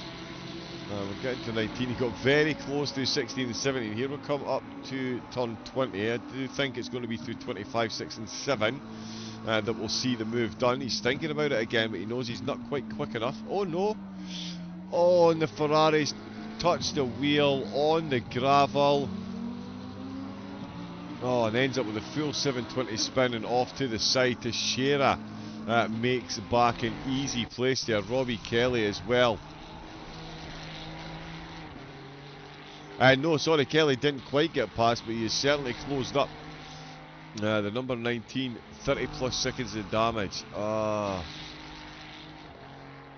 Yeah, it's one of the cruelest things about this course. It's hard enough to get to the end without making a mistake. If you do make a mistake, you've got literal miles to go. As we see Lexus v BMW. Now, I'm sure this Lexus livery was working not so long ago.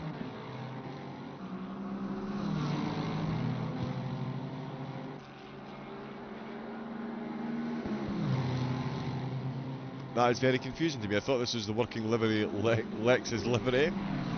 But it's not on at the moment. We'll see how the racing is between him and the BMW. Joshua Castle out behind the wheel of this one. Oh, and the Lexus runs deep. Absolutely mounts the curb for a full Tony Hawk, a rail slide. And that is off to the side.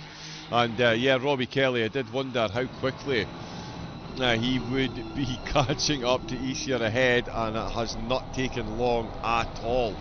This is going to be a difficult end to the lap. In fact, I say end to the lap, we've still got a whole lot of the lap to go, but it is going to be a difficult one for Easier to fend off Kelly here.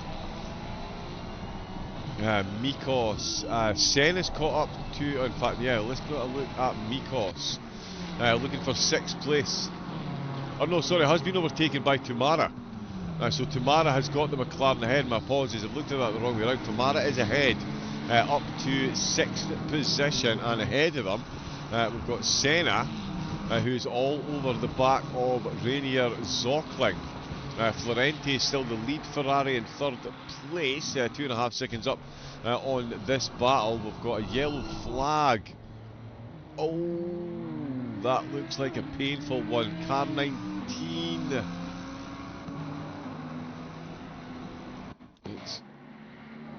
Oh no, this is the wrong car. It keeps doing this to me. Please go on a halt here. Oh, looks like they made contact. I'll see if I can get a better look at this. Alicia with another yellow flag. Sorry, the telemetry jumped down. I activated. Oh, right, okay, so the car we jumped on board with was in fact involved in that.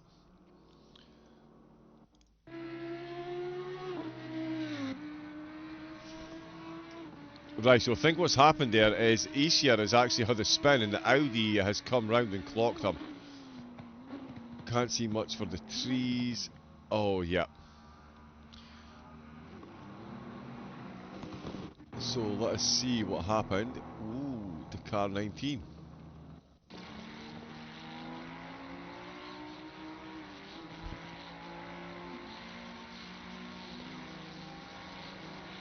Right, so this is Kelly going for the overtake. This is the trees very much getting in the way. Oh, ran wide. Oh, and just foot on the power that little bit too early. Tries to get out of the way, but not quick enough, and has managed to collect a bystander in car number 40. Completely oblivious to all this is the race leader. He's just making his way past the GT4, another GT4 car. GT4 just coming into the pits. Zockling and Senna still the closest battling GT3s, although Mikos and now Greatencourt has come out to take the wheel in the number 100 and has got that thing absolutely moving compared to the car ahead. So that's going to be one that's closing in pretty soon by the look of it. In fact, yeah, he is catching right up to the back of the battle for 7th. Mikos is going to have to keep a keen eye. In fact, yeah, he's getting dropped. Mikos getting dropped by Tamara on the straight and getting caught by Greatencourt into the twisty stuff. Sjogren not too far behind either with Rongest. The next car down, he's 10th place, so a couple of those cars in there are blue flags. Mayers, oh, Bastian Holton with another yellow flag there, is still running though, thankfully. Definitely losing time though, that Raptor Virtual Racing car fully closing it. And oh, car number 6 has got a yellow flag, Teixeira. After a good start to the race, a bit of a yellow flag moment there. hopefully still running. Zimmerman with a white flag as well. Caracas was getting cheers in the chat. Senatore, 28th position for them at the minute, so they've had a decent comeback drive as well. Still down 18 spots, but we're certainly down quite a few more than that. And ahead of Castell. More 46 from P60 to 32.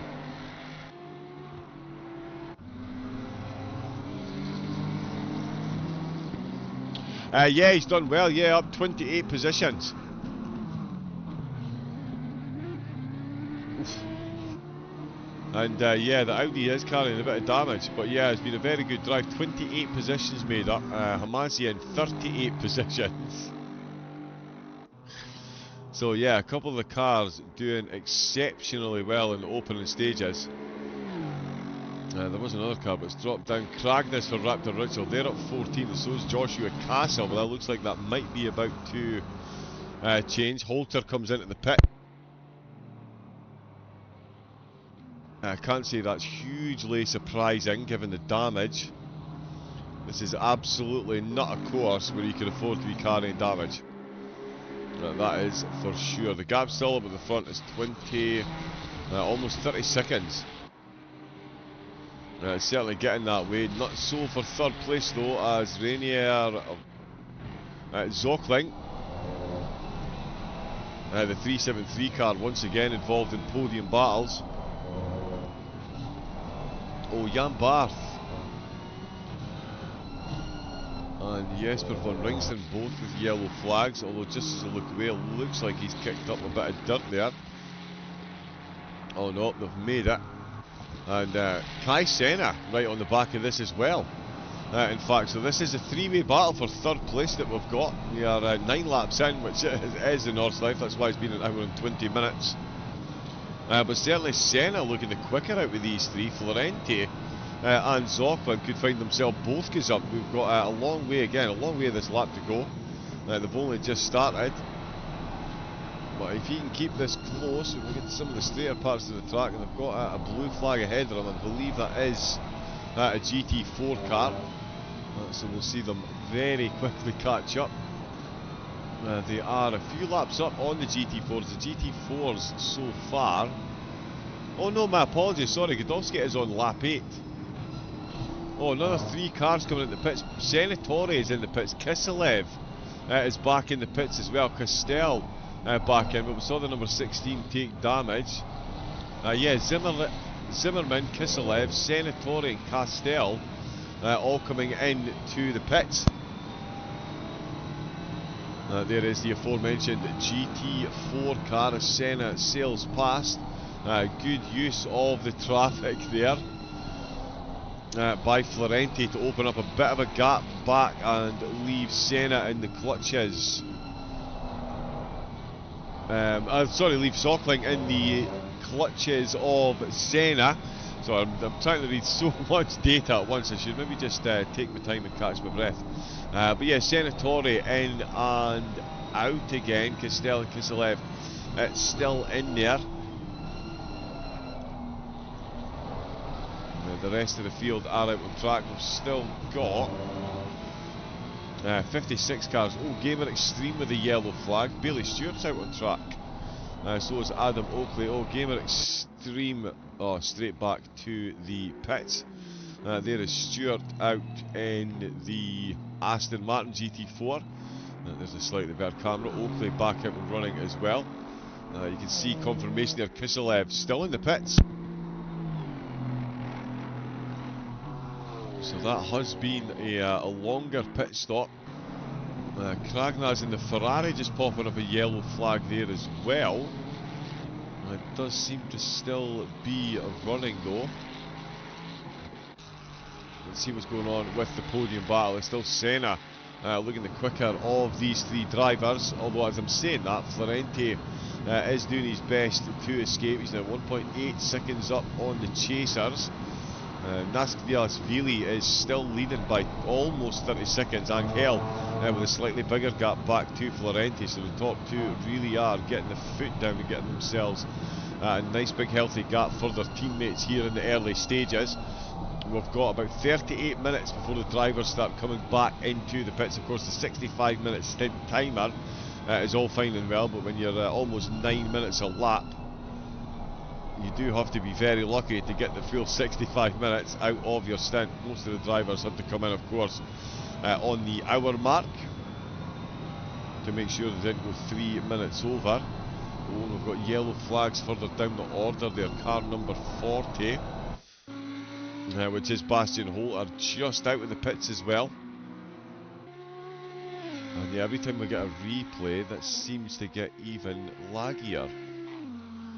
I'm very confused. Oh, not as confused as Bastian was. Oh, the Audi really not enjoying that. The back end of the car absolutely letting go.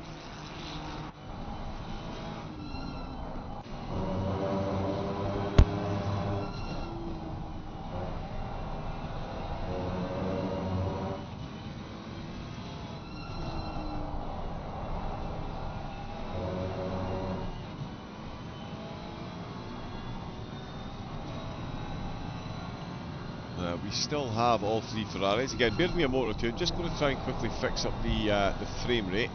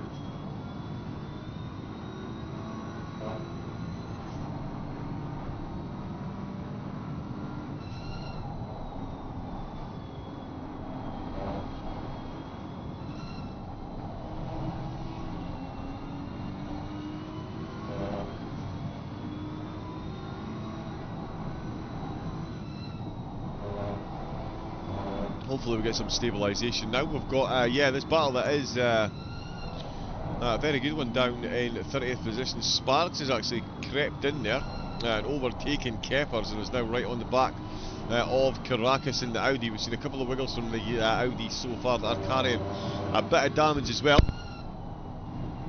The BMW looks in pretty pristine condition at the minute, so I do think they're going to get this overtake done pretty quickly. Just ahead of them, in fact, Eric Paw is looking to claw his way past Platten if he can.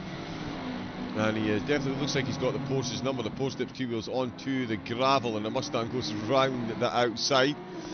And here comes one of the battles that we were recently watching as well, as Bastian Holter comes flying through after getting freshly repaired. He's got Zimmerman just behind him. Caracas still feeling the pressure from Sparks keepers, trying his best to keep up at the moment. Let's see, Senna with a bit of an off-track moment there, but so too Florenti ahead, and the GT4 car that was going past Florenti, right on the back of Zockling still. Zockling up into third position, one on where they started. Florenti, of course, up 4 on where he started. And these two Ferraris are playing right into the hands of Senna and Timura behind. Grettencord still within a second. We've got Marev looking to go past Castle. Ooh, and we've got yellow flags. Oh no, just going past one of the GT4s, so they weren't quite at full speed. That's why that was popping up. We've got Marev in the Lexus, still hanging on at the back of Castle in the BMW since their battle out of the pits. Oh, Castell.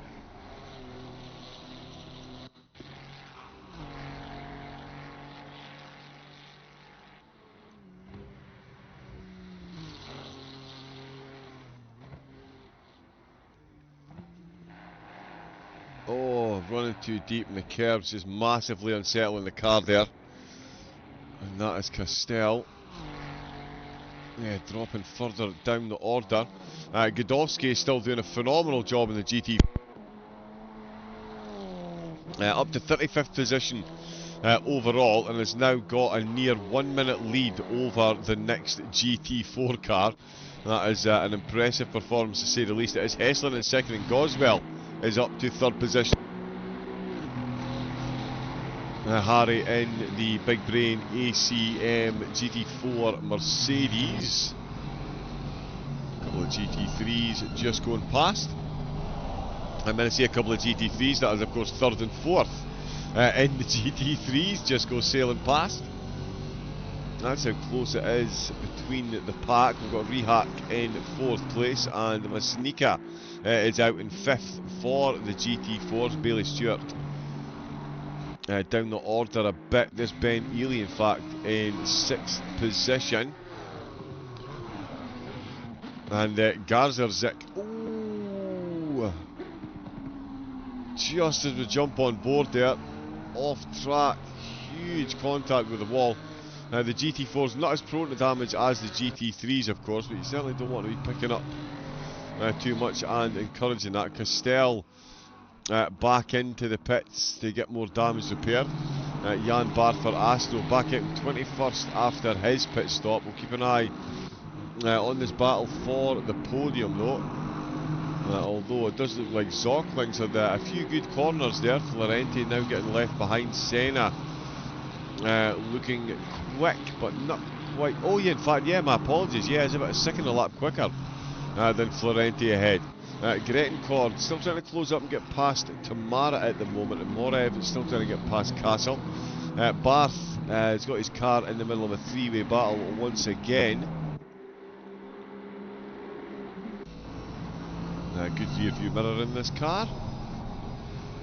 Von Ringston is the car behind, although it does seem to be more than 1.3 down. Yugito, the SRT car ahead, trying to get past Ziagin as well. So this is actually a four-way battle that's brewing, and Caracas down in 31st is behind Keppers now. Sparks is ahead of Keppers as well, and 12 seconds down on Platten, and is definitely quicker than Platten by some margin. Yeah, Platten's recently had an incident as well. Actually, his last lap there was an 8:28. That's 14 seconds off the pace, so definitely having some kind of incident.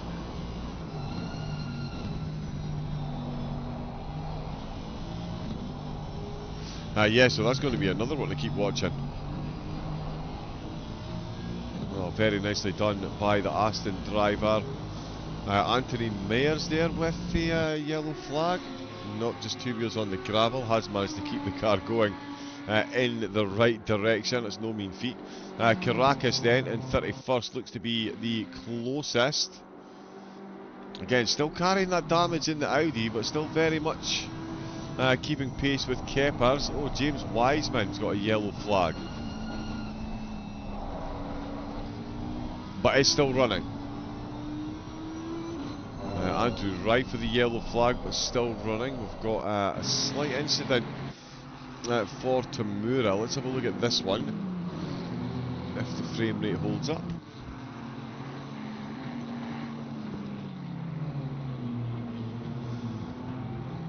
Broadcaster, how are you today? I'm good, thank you. I am good. As usual, recovering from a bit of a cold up here, but yeah, no, I'm doing good. Thank you very much for asking. How are you? Hopefully you're enjoying the race. There is plenty going on as we've got another yellow flag. This time it's Morev. Oh, it's Lexus. Yeah, and now he was right behind the BMW. Trees are going to get in the way, so let's get a bit closer to this one. Oh, no bueno. That is a tank slapper, that is worn tyres, and that is a contact with the barrier. That is not what you need. Morev finds his way into the wall. That is going to be positions lost. Oh yeah, some serious aliens on the grid so far. Yeah, Caracas up 29. Still the biggest gainer at the moment is solo driver Arzen Hovhanesian, whose name I will constantly slowly pronounce. He's made it up 40 positions so far in the race. And again, is driving this one solo. Oh no, sorry, Hovhanesian isn't in a solo car, my apologies. I know, Hovhanesian is, but yeah, they're up 40 positions. And of course, yeah, Caracas up 29 spots. Even with that damage, I'm not sure that damage might actually have been repaired. It's sometimes just a bit of a graphical glitch. It doesn't show the repaired damage. Robbie Kelly is back in the pits. That's probably for a stint timer.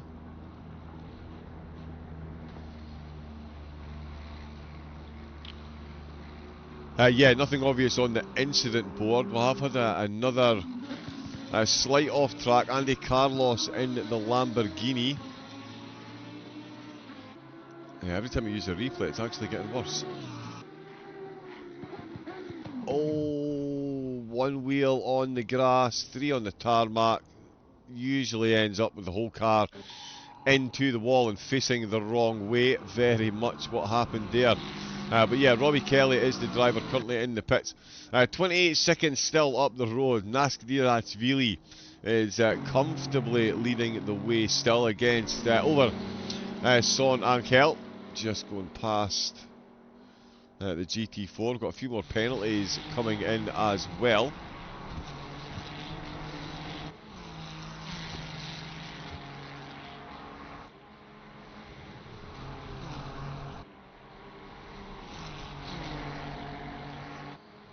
And Harry absolutely reading my mind, of course.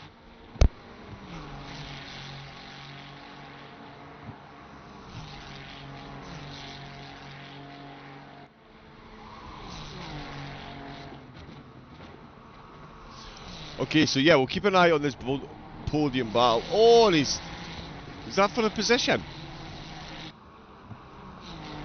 Did I look at me at the wrong time? Is that a blue flag?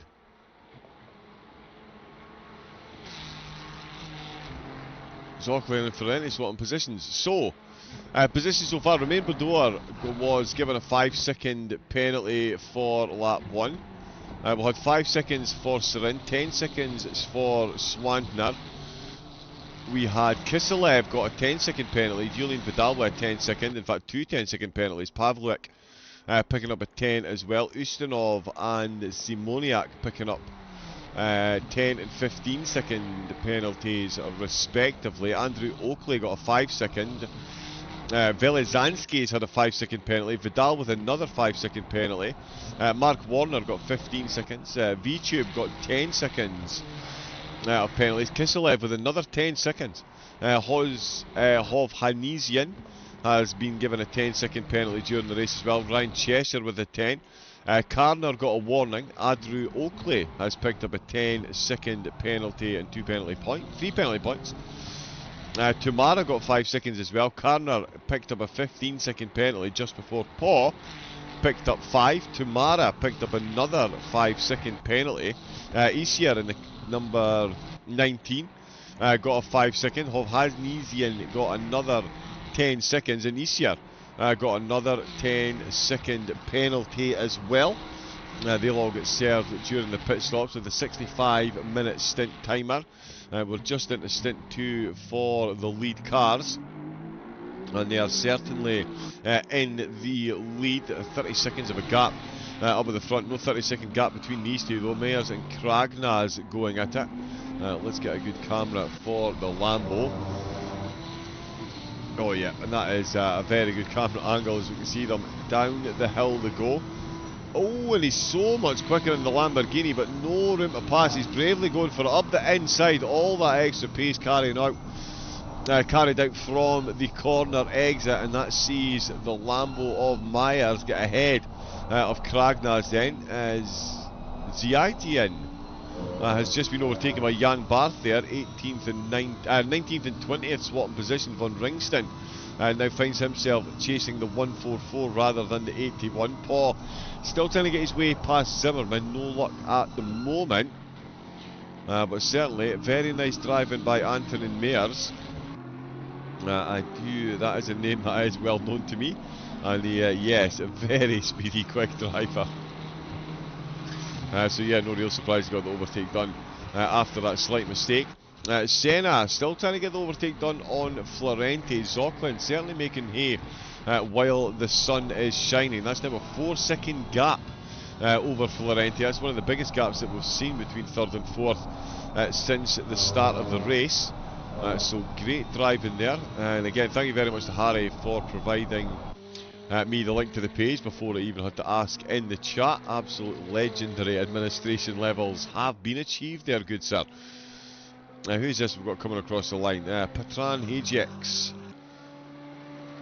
one of the GT4 drivers. They're all chasing Godolski at the moment. The little Alpine that could, absolutely could. That is over a minute between Godolski and Heslin. Godolski is driving this one solo.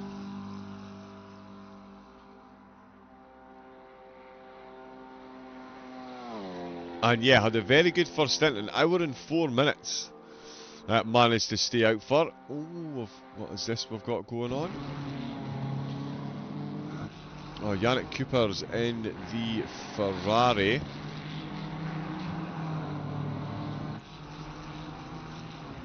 Oh, yep, tank slapper. Oh, contact with the wall. Scraped up the side. Cars go past. Let's not hold these brakes well. More cars go past. It is a never-ending circle. Oh, and Anderson, the 690 has just binned it. This is such a treacherous racetrack. Oh, it's the same part. It's the same part. Yeah, touched the gravel. The car stepped out, tried to correct it, and the car said no. Off into the escape road, and that is going to be an unstable Ferrari for the rest of the lap. Not too long to go for Anderson, thankfully, before he can come in and get that changed. Wiseman picking up a yellow flag.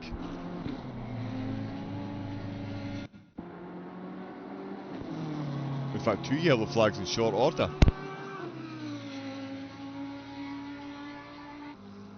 Oh. No actual incident there, just slowed right down. That must be some kind of technical failure that they're having there.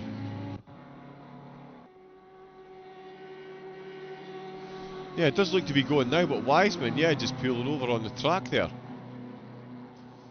Not 100% sure what's going on there. Hopefully everything running.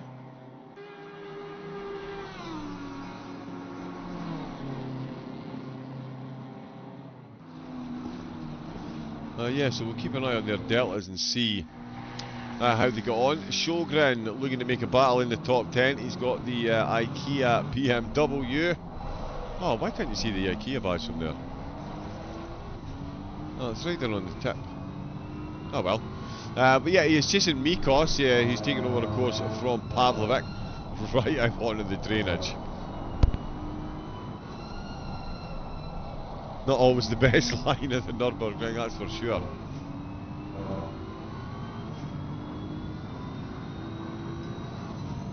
And of course, I did say at the start it was the shorter track. It is, of course, not.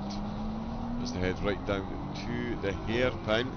Both cars a bit wayward there, but the Ferrari slightly less wayward. That's going to give them a chance to pull away just before they get out to the Nordschleife. Needs to keep it nice and neat through Ad Van Bogen though, as the BMW certainly still very much in contention to hunt them down. Senna still hunting down Florenti, as Zockling is fully pulling away now from Florenti in third. There's a 28-second gap. Oh, sorry, 5.5 second gap he's got going on there.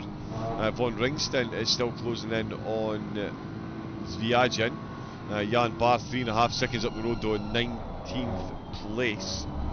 So yeah, they'll definitely be happy with the start that they've got so far. Kragnaz with a bit of a yellow flag, just heading in, just heading out of the Nordschleife and back into the Nürburgring.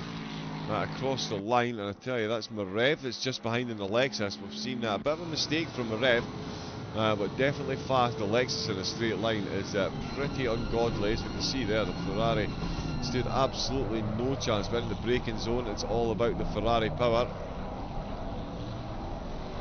Ragdolling, he's absolutely driving the wheels off that Lexus, trying to catch up there. Wiseman with another yellow flag.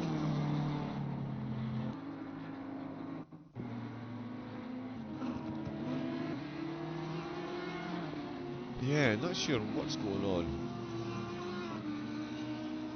Oh, out with the mini carousel.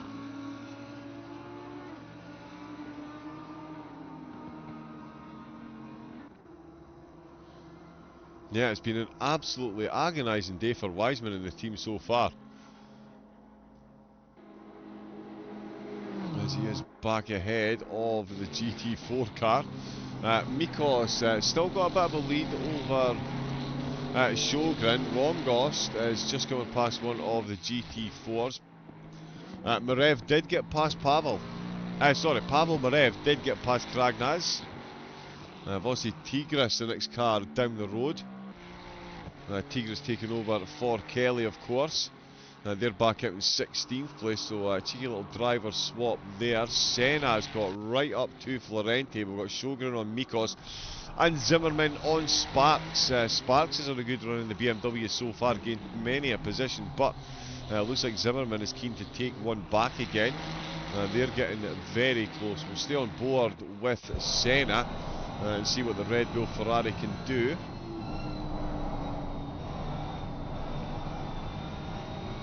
15 minutes left to go of hour number 2, so it's probably going to be somewhere in the region of about 15 minutes left for the driver's stint. A lot of them came in bang on the hour mark, which was quite fortuitous for them.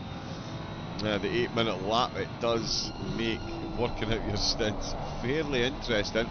The weather has been kind as well. There is changeable weather on the forecast, so we could well see... Ooh, I almost saw Ferrari in the wall there. We could well see a few splashes of rain before the end of the race, which is definitely going to keep it interesting, especially around a lap like this. It's not the type of place you can take any chances. Oh, maybe just one more lap and see how the weather develops. Yeah, well, that's 8 minutes later, and a whole lot of tarmac that's got covered.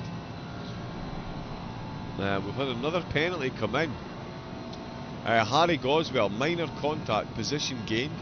He's been given a 5-second penalty. The GT4 driver running down in 30... just inside the top 40, in fact, 42nd, but is still third in the GT4s.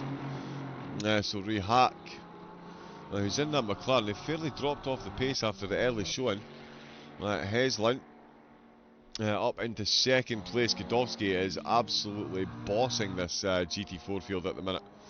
He is miles ahead, and he's got GT3s making their way back through. There's Cooper's just going past, or just trying to get past Heslin, not able to quite make it stick through 37.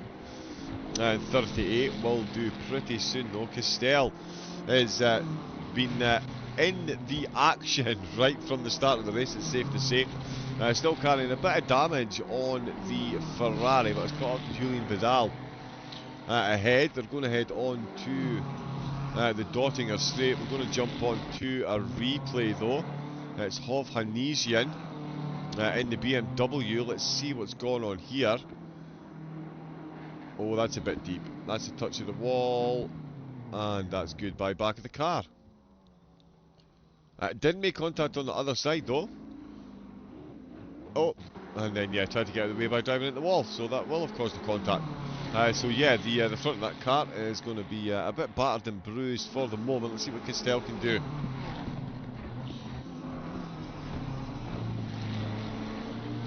Just coming at the end of the lap. Tell you what, this is going to be oh, how has he held on to that? The back of the Ferrari tried its absolute best to step out there.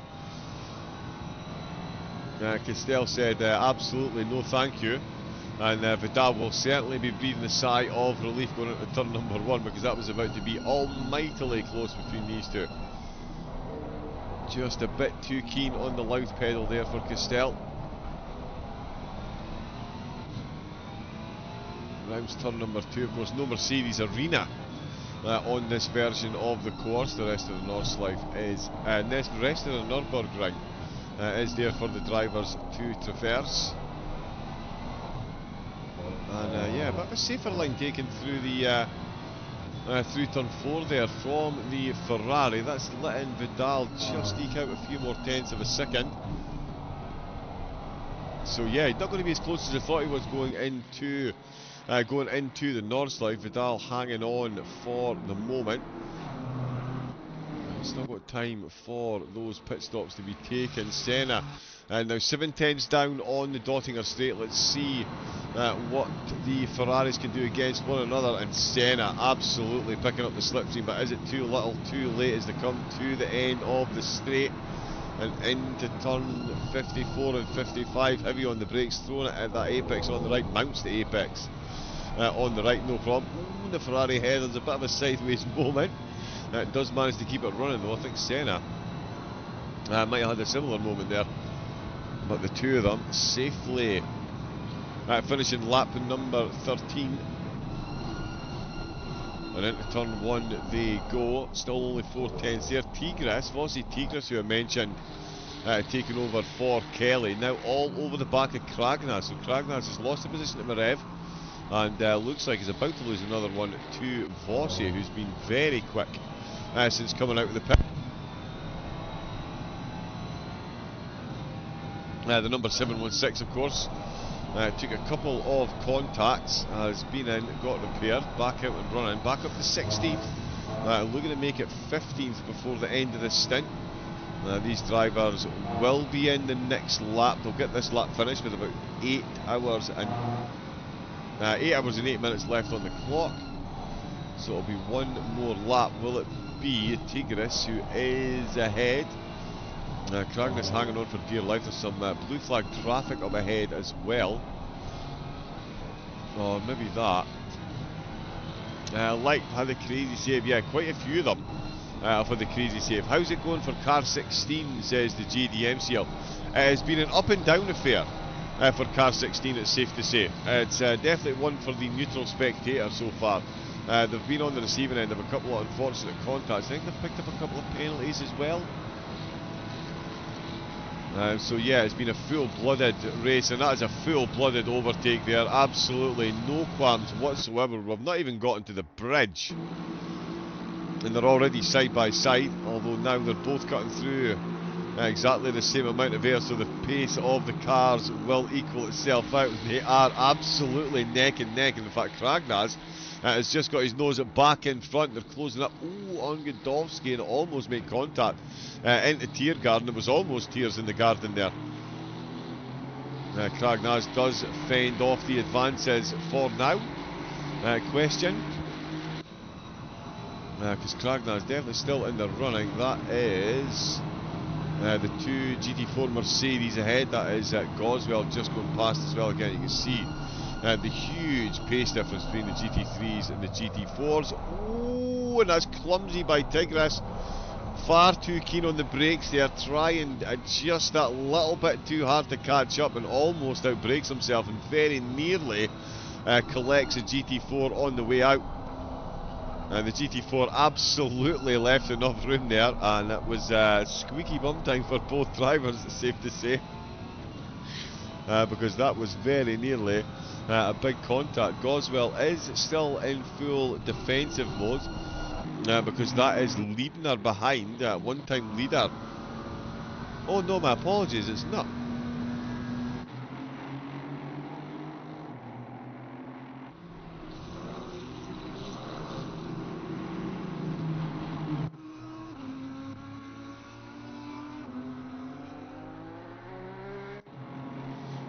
It's one of the Mercedes.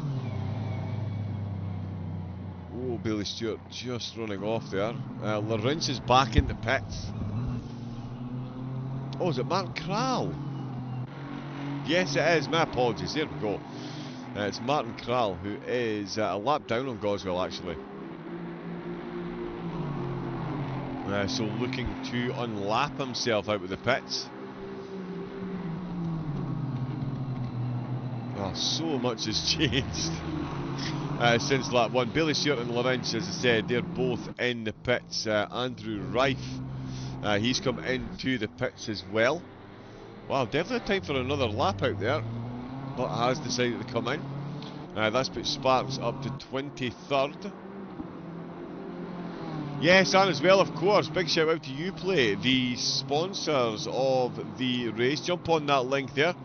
Some of the absolute best deals on the hottest games in the gaming industry. So make sure you jump on there and source all your games. Click that link. It helps the sponsors and helps the event. So thank you very much to everyone that does that. And thank you very much to the sponsors. Of course, the Discord link is in the chat as well. Make sure you jump in to the Discord and get involved. The new AC online career mode coming soon.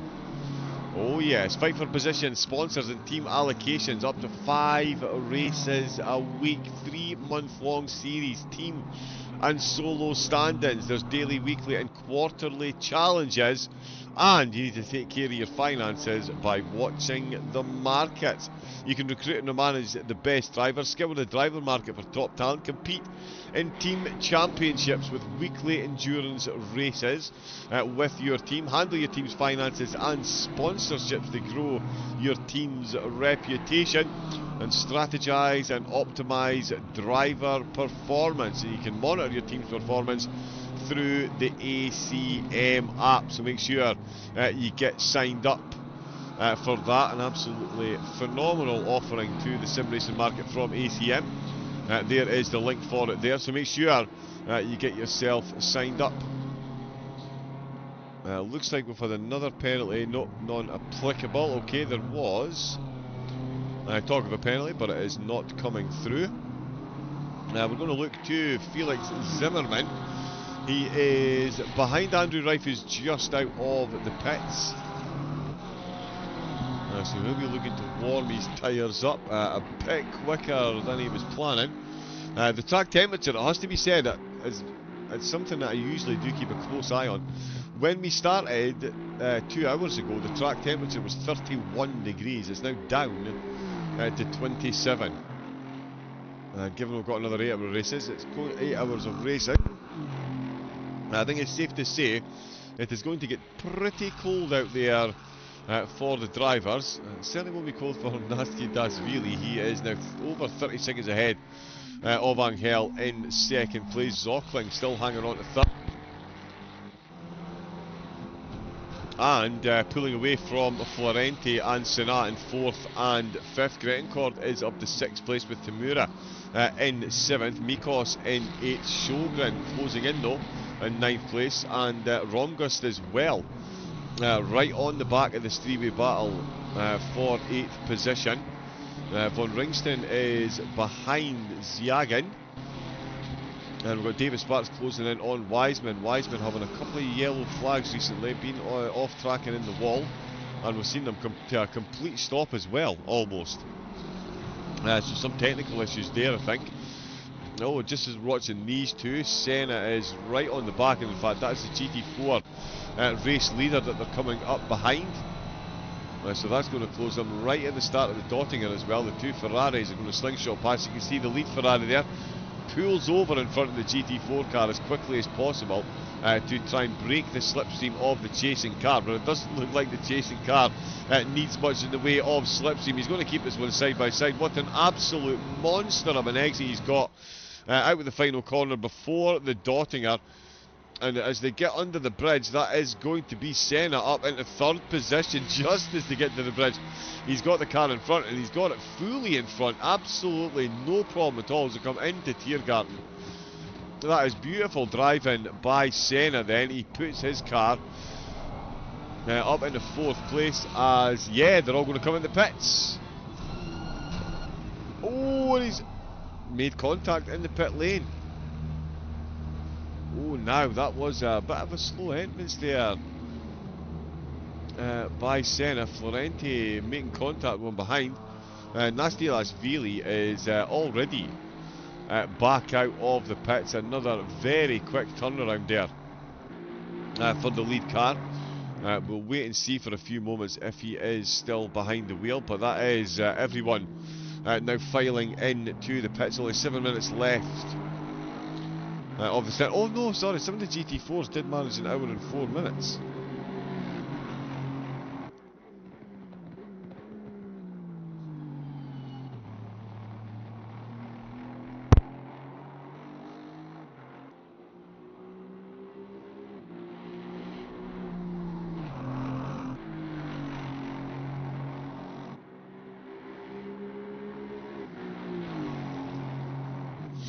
Yeah, so we'll see once he gets across the line. I think that is Naxxias that is out behind the wheel. There is Senna's car on the way. Sjogren, everyone in. Tigris. Oh, with a bit of damage there for the 716.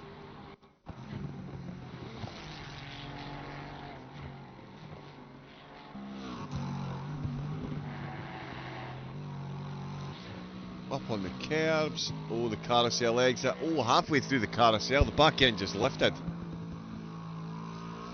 Huge oversteer at the middle section of the carousel then. That's Tigris dropping positions.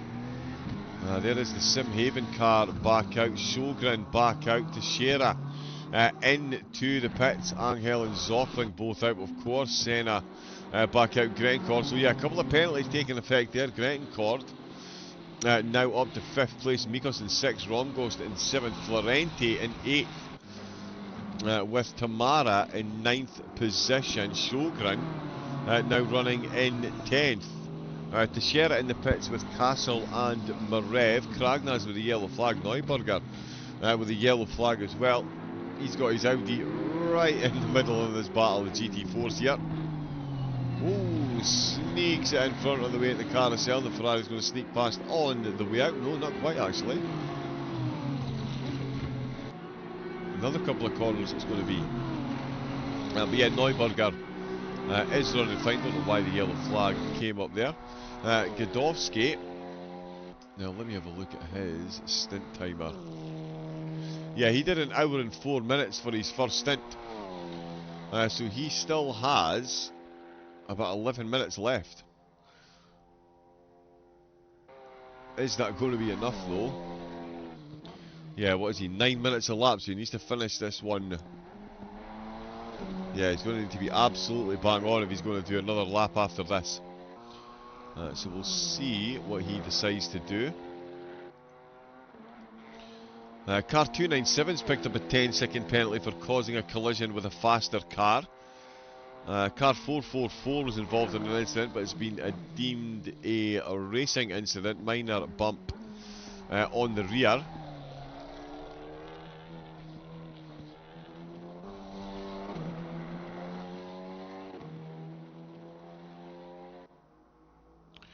So yeah, 72 incidents that they've picked up so far. We've got some more overtakes happen. Danilov and Platin. Oh no, there we go. That's the Lexus with the working livery. Certainly worked behind the wheel as he sends it up the inside there. No qualms, quarters asked nor given by the Lexus driver. Takes an absolutely solid place. Caracas as well, looking for more improvements, has taken a monster amount of spots in the race so far and comes into the pits. Almost clips the wall on the entrance there. But it's just behind the Mustang. Wiseman pulls into the pits as well. Jan Barth is still in there. Sjogren is 11th place, Myers in 10th, Tamara in 9th, and that's Naskidashvili is now 48 seconds ahead. So absolutely pulling away now. He's in his second stint. We've been racing for 2 hours, 14 laps. It is the Nordschleife. I will. Let's find someone close. Yeah, quick necessary pit stop for myself. Back in a moment.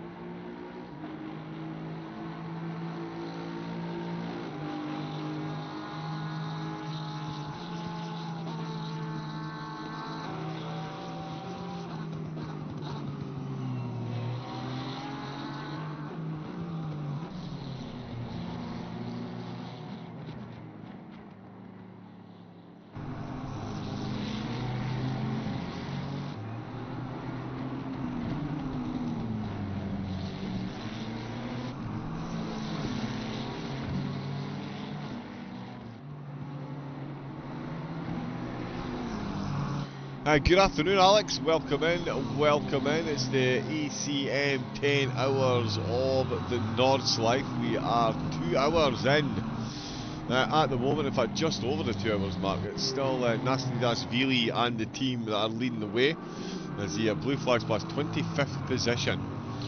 That's how much of a gap they've got. We've got Ankel in second. Andre Schmidt behind the wheel of the car, currently in third place. A lot of cars coming in and out of the pits. Boonstra getting a quick overtake on there, in fact.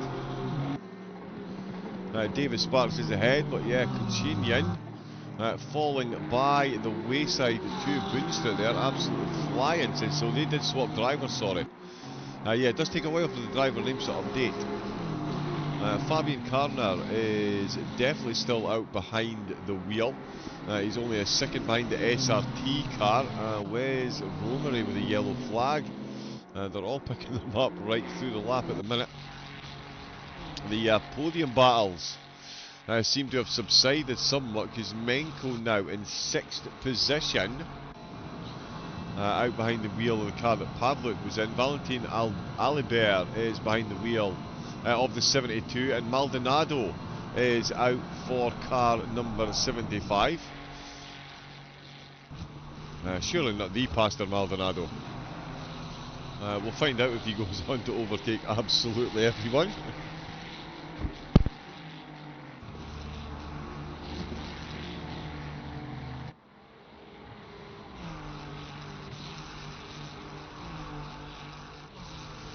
Yeah, and that is a decent outlap. Oh, Senna and Otto in the pits. Oh, what's happened to Senna?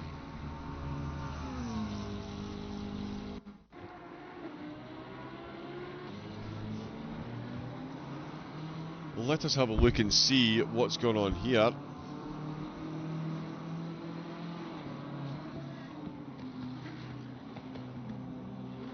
Oh my goodness, so that was Otto that had the incident.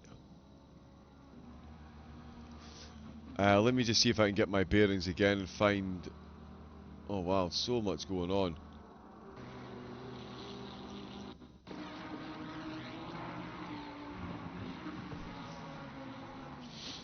Yep, so this is Otto, that's Wiseman's car behind.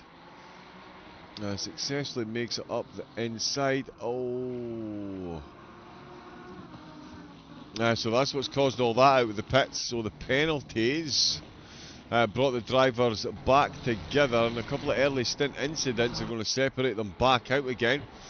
Alibert not to be separated from Kuzmenko for too long, and if we jump on helmet cam, you can see Maldonado just down the road there, coming through Ad Van Bogen into the final Nürburgring chicane and out onto the Nordschleife. They will go once again.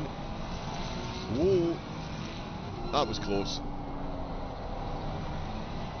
You could hear how close he was to the wall with the sound of the engine. But yeah, Maldonado having a good start. There's Teixeira into the pits. Nico Dobos is out in the 240. Mayers is still out in the car number 12. With Senna out in 10th position. Tigres in 11th and Otto in 12th place. But we're still on board with 5th position.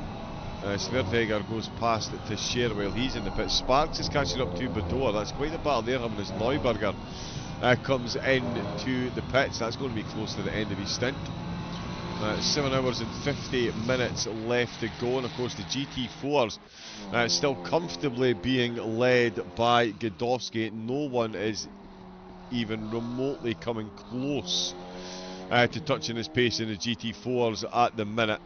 He is light years ahead of the rest of the field. 9 seconds a lap quicker than some of the other GT4 drivers, which is why 2 hours and 10 minutes in, he's got an almost 2 minute gap back to the rest of the field, and he's going to need to build them up because he is driving solo. In over 10 hours, you would think that at some point he's going to have some kind of bio break. So yeah, building up as much of a gap as possible before then, definitely going to be helping. It's still Heslin. They've got up into 2nd place. Liebner in the McLaren. They led the way for a while in the GT4s. Now find themselves in 3rd place. A lot of GT3s going past them. Goswell in the pits from 4th place. We'll see what Kwiatkowski can do, how close he can get.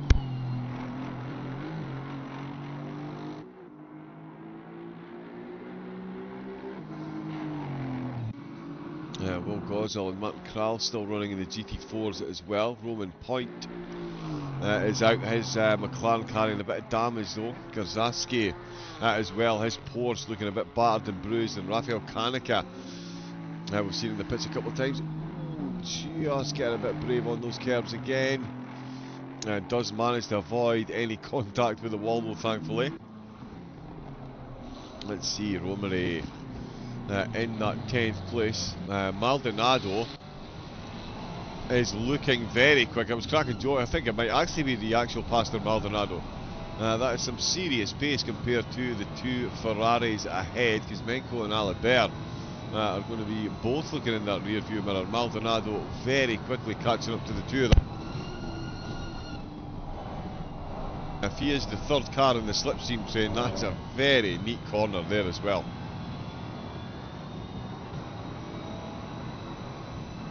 Very neat corner. 710. Tigres is catching up on Romare. I know Romare racing on the yellow flag as well. So did Tigres. Through miss, hit, miss. Oh, and they've done well to miss one another there. The BMW has absolutely lost it. Romare completely round the wrong way. Oh no, I think another car has been collected here as well. Let's have a look and see. Tigres decided better to overtake attempt there. Backs right out of it on the BMW. His wheel on the grass. Wow, how did Tigres get that thing stopped? Oh no, the Ferrari did make it through. But yeah, Romare definitely didn't make it through there unscathed. That was a bit of a bounce off the wall. Otto then back up to 11th position. Tigres up into 10th place. Senna still running in 9th. We do have another penalty for car 43. Picking up a 10-second penalty. Another couple of racing incidents noted by the stewards as well. Oh, and the Aston Martin that we've just seen overtaken. Let's see what's happened here. Do you think that they're carrying... Oh, and just that big wiggle on the way in. So hard to get the car back under control and really had no pace whatsoever. The BMW fully collecting them in the rear there. That's setting them off onto the gravel. And that has dropped them back down places. Still as you were up at the front. And Maldonado still the one doing all the pushing in the top 10 at the minute. Kuzmenko really doing well to fend off these advances at the moment. Maldonado all over the back, and Alibert getting a 2-second gap while these two battle away. Naskidashvili is now 51 seconds ahead of Angel, who's 35 seconds ahead of Schmidt. Maldonado will be biding his time potentially. We have the Dottinger Straight coming up, but 2 corners away. And Pavlovic's teammate Kuzmenko could be under serious jeopardy here of losing a position. Alibert will be absolutely fleeing at the moment. There's a big gap behind. Got some traffic on the Dottinger though to get some the odd bit of slipstream if they can. Alibert. Oh no, he's all on his own ahead, and Maldonado certainly not on his own. The two Ferraris absolutely flying, but it is Maldonado who's been making moves on this lap. You can see the slipstream now starting to reel in the car end. The track temperature down to 25 degrees. Wow, that's 6 degrees we've lost since the start of the race, and 2 degrees since I last mentioned that. Oh, not quite enough pace. Rain lights on in the back of the Ferrari ahead. Kuzmenko taking extra caution. Maldonado not able to get it done there. Almost having a wiggle on the exit. The drivers really do like to gather up the cars on their way out with some of these corners. Interesting to see it was all playing out as well. Of course, the ACM here used driver bop rather than car bop, so it's all about the driver themselves. Over 160,000 laps have been analysed. Oh, what a corner complex that was by Maldonado. Absolutely swings it through and instantly halves the gap once again. Kuzmenko looked like he was making a break for it.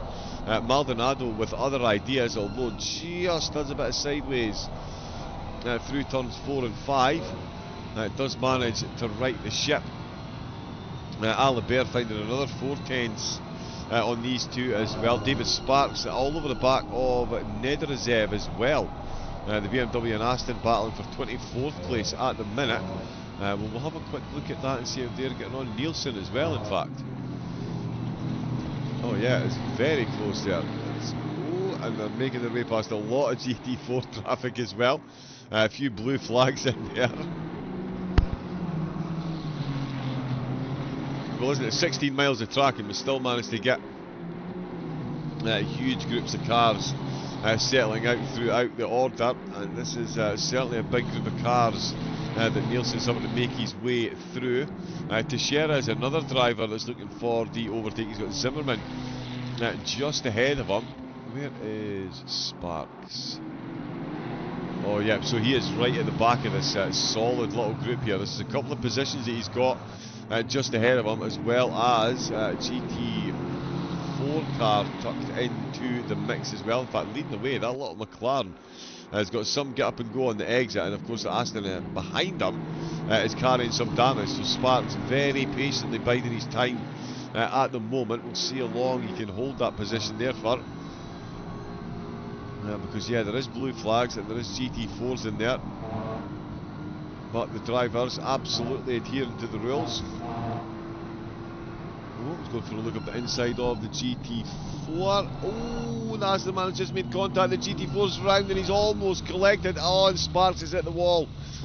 Sparks has hit the wall trying to take avoidant action there. That is so unfortunate.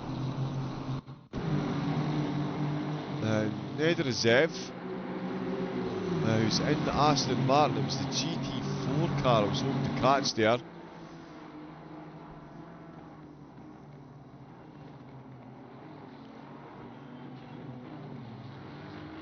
Oh wow, they all made it through. But that is Liebner's McLaren, of course, that we saw spinning the wrong way there. That has dropped Sparks behind us, that all took avoidant action. He did have to take to the grass. So Kochinian ahead. He's got the Aston Martin. He is being pulled along by the slipstream of the two cars ahead. They've gone side by side. Maybe not the best idea when you've got a car chasing. They pull back into line. It's the Ferrari of Nielsen that's now in 23rd. Nederzev has got up to has got up to 22nd place. Looking very quick indeed. Pazlia, Zimmerman and Neuberger all coming into the pits. And everyone 20 minutes into the race, so it goes to show you how shooken up the pit stops are with some of the early stops that the drivers have had to take. So more changes in the position there. Kochinian. Oh, absolutely sending over that inside curb there. Struggles to get the car back under control.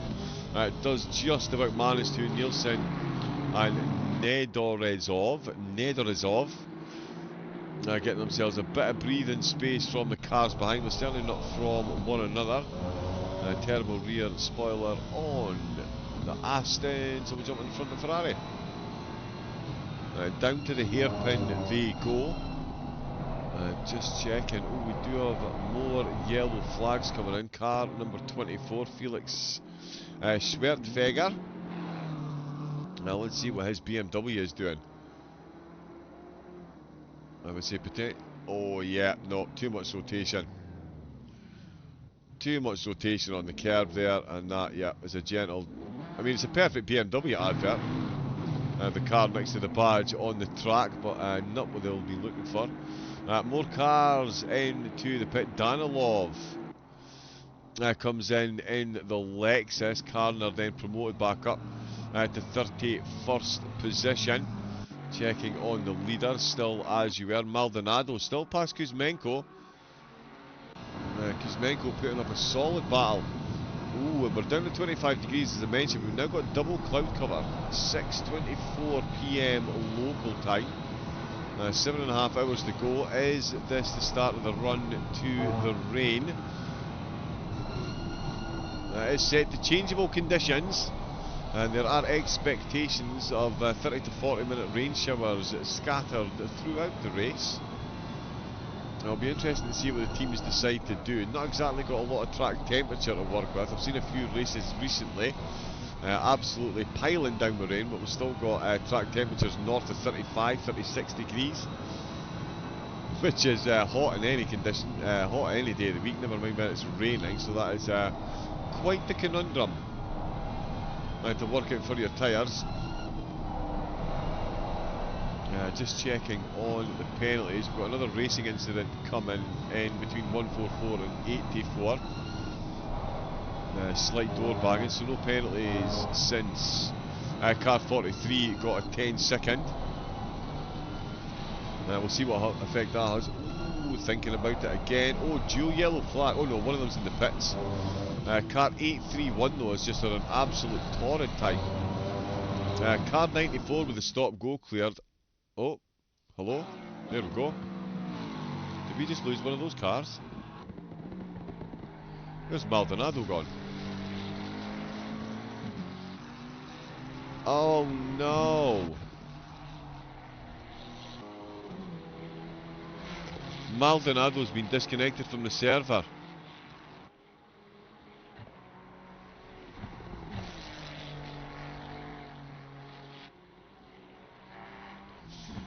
Yeah, just looking down the order, Maldonado has been disconnected from the server. Let me see what we've got in the way of Discord updates. I wonder if the drivers have put anything in.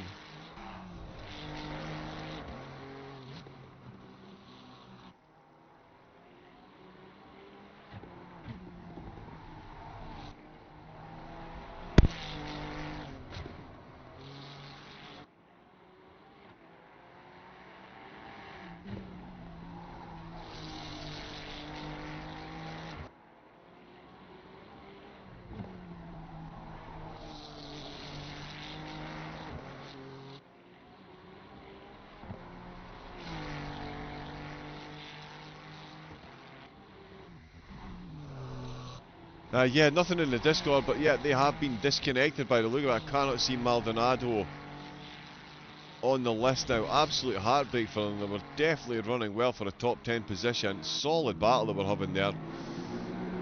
And yeah, internet doing internet things in the cruelest possible way. Cars coming into pits, Castell and Cheshire, both outside the top 30 at the minute. It's been a testing race. It's safe to say for both cars as they come into the pits. Castell definitely carrying damage. Cheshire, it looks like he is on a planned pit stop. Not too much damage on his Ferrari, thankfully for him. Myers is pulling into the pits from 7th place. This will be a mandated pit stop. Let me just see. Of course, yeah, took their first pit after 26 minutes due to damage, so their pit times are slightly out of sync with some of the other cars. There is Sparks, though he's definitely not out of sync with his BMW. Sends up the inside of the Ferrari, and he's got that one absolutely nailed. Nicely done by Sparks. He's got Nederzelov ahead of him now. Oh, and he spun it! He spun it through the carousel. Sparks did the hard part. Got the overtake done. I think 2 more incidents just popped up there, so this might not show the carousel. Yep, Sparks pulls down in the back of the car. Yeah, you can see that just no bueno. All 4 tyres catching airtime there. Rapid fire yellow flags, 4 of them. Car 555, car 18 and car 366. It's the Lexus of Kiselev. They've had a couple of penalties. They've certainly had more luck than the other Lexus in the race.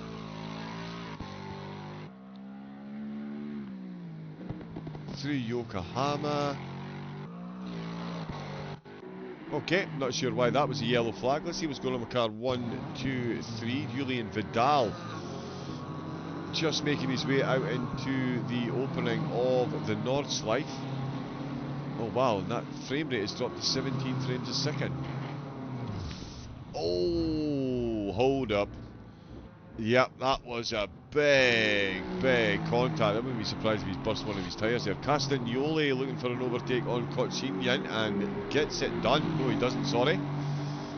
doesn't quite get it done, but he is certainly pressing the two Astons, dueling over 21st position at the minute. They're chasing Sparks in the BMW, who we saw just have an incident not too long ago. Although Sparks is closing in once again on Nielsen ahead of him. Castagnoli definitely looking quicker than Kochinian at the minute. Wow. Looking very much quicker, it has to be said. I do like this camera angle because we get to see the exhaust pipe. Excellent, which we'll definitely see glowing for the closing 3 hours of the race. I'm going to be here for... wow, that is a save. Let's not be under any illusions. That is an absolute save there by Castagnoli. There's a blue flag, babe. Not yet. There we go. There's another car. Wow, look how much quicker he is onto the Dottinger straight. Absolutely not even a contest for this one as Castagnoli sails himself past Kochinian.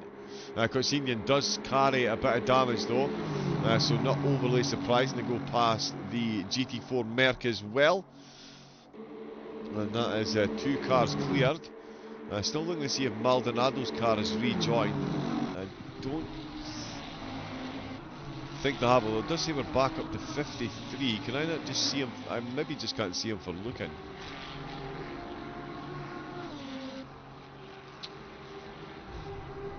I need to find a better spreadsheet for the Spotter's Guide.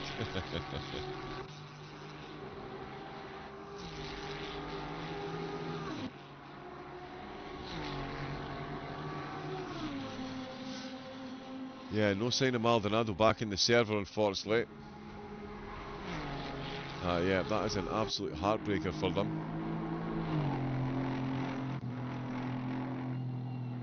We do still have battles going on. 25th position. Zimmerman on Neuberger.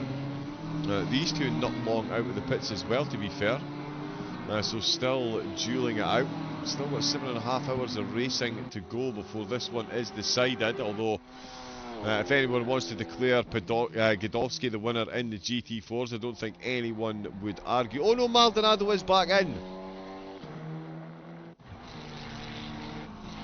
They are back in, there we go. Down in 40th position.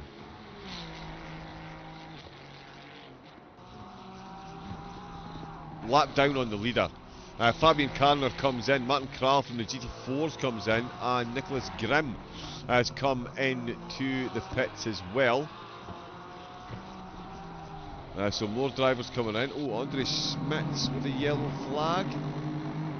2 wheels on the gravel, the car 100. Yep, nope, still running. 11th place Romery, the IKEA BMW, having a rough second stint, it has to be said. Back out and running once again though. We've got a double yellow flag for Nicholas Grimm in the Porsche. Let's see what's happened here. Oh, the Porsche having a bit of a wiggle. Can't see for the trees, please, Mr. Cameraman. Oh, the car not looking settled at all with the damage, and yeah, slammed straight into the wall, unfortunately, for the GT4 driver. Back into the pit for them. Quick update on the race leader. It's still Naskidashvili, and he's still gaining time on the rest of the field. Now 57 seconds ahead of Son Angel. It's Andre Schmitz who's in 3rd place with Alibert in 4th. We've got Dobos running in 5th position, and Kuzmenko running in 6th. Senna now back up to 7th position with Tigris in the car 716 in 8th place. Otto now running in 9th position, and Antonin Myers in the Lamborghini breaching the top 10 for the Lambos. And Teixeira's just come out of the pits, and he's all over the back of SRT's dams.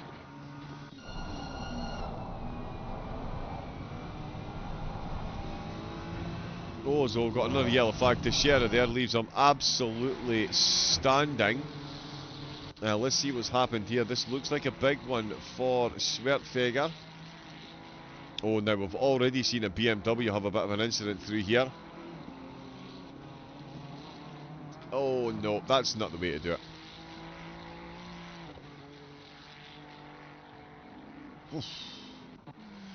And what we're going to do, I know we don't like using this, but just so we can see how bad the curves here are, let's jump onto chase cam with the BMW. And down there, just watch the way the back of the car bounces and throws itself over to the left and right. Bounce, bounce, yep. I am a passenger. And I ride, and I ride, I believe it's the song. That might even be the tone of it as well. The only time my voice is any good for singing.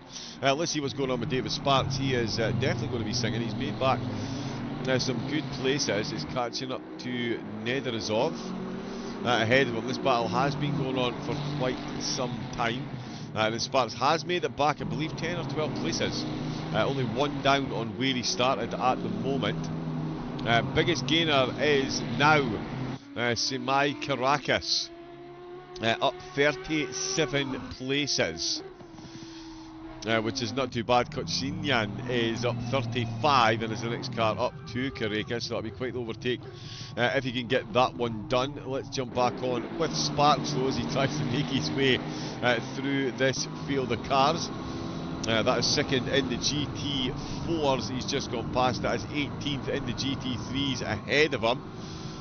And there is Kenneth Nielsen in the Ferrari just behind him. So the battle right on the edge of the top 20. Absolutely full of life. Teixeira did make his way past Dams as we saw, but Dams has not given up on this battle. Is still within 4/10. The two Ferraris fully going for it.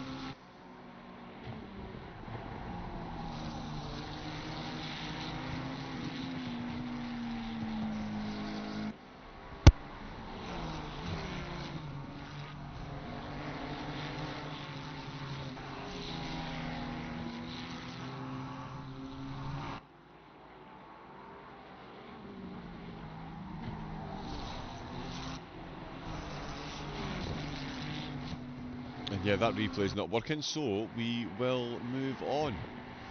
What we've got, 7 hours 26 minutes left to go. Tigris coming in to the pits. The 716 is on a slightly different strategy to the rest of the field after a slightly earlier pit stop for damage. Let's see what's going on with Sparks though.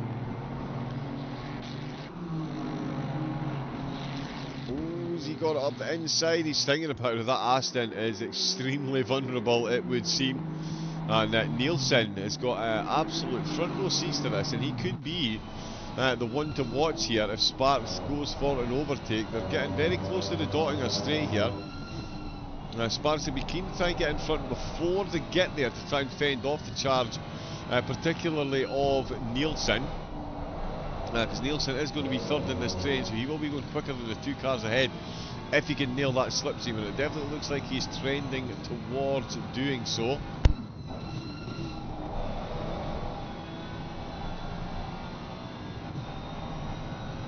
Oh, that's up and over the hill he goes, back down again. Look at the amount of work the suspension has to do around this course at the best of times, and these curves. It's just at the point I was trying to highlight a moment ago when we watched the BMW in chase cam. The suspension in these cars so tightly sprung. They really do put in a lot of work through some of these corners. As you can see, the right wheel almost sliding inside the chassis of the car there with the pressure that's put on it by that angled corner. We can still see that battle going on ahead just about. Sparks is doing well. Oh, and has he just about got the exit? Let's see how close he is. He's right into the slipstream. Nielsen is going to be too far behind to encroach on this battle, but the Aston Martin in a straight line is going to be absolutely almighty against this BMW here. As soon as Sparks pops out of the slipstream, he's going for the slingshot. He's timed that absolutely perfectly there.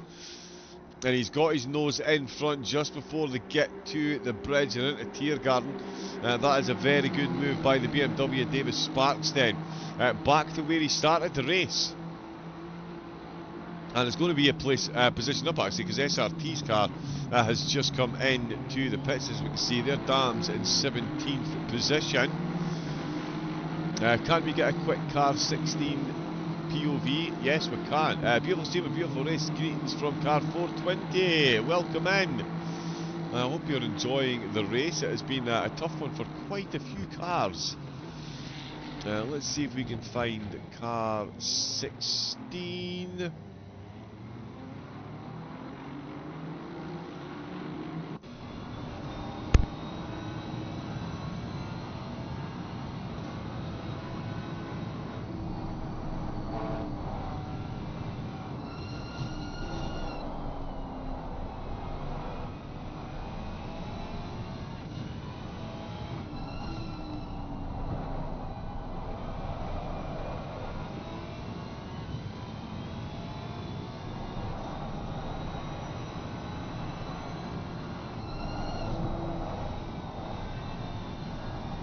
Yes, there we go. Anyone else that will want to jump on board with? I'm here for about another 15 or so minutes.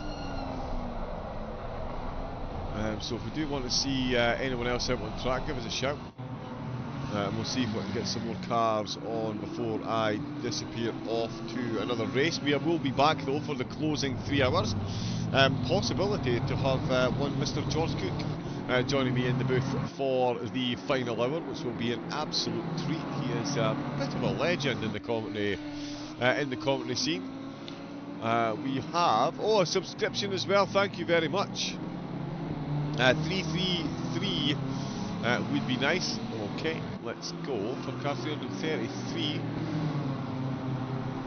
So we're watching Antonine goes past Zimmerman. Very nicely done. Battle of the BMWs, although he's coming right back up. He's got the inside line, but the BMW on the outer line will have less centrifugal force and thereby more acceleration. And the big green car does hang on to that one.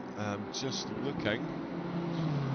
Car number 333.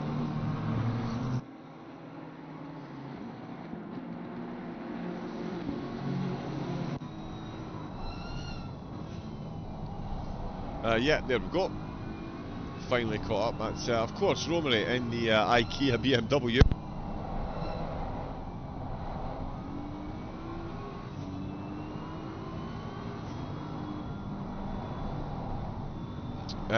So ACM, sorry, yes, so this is ACM's channel. I'm simply a broadcaster, but yeah, definitely, if there's more emotes that you think they should have, definitely jump into their Discord, make some suggestions.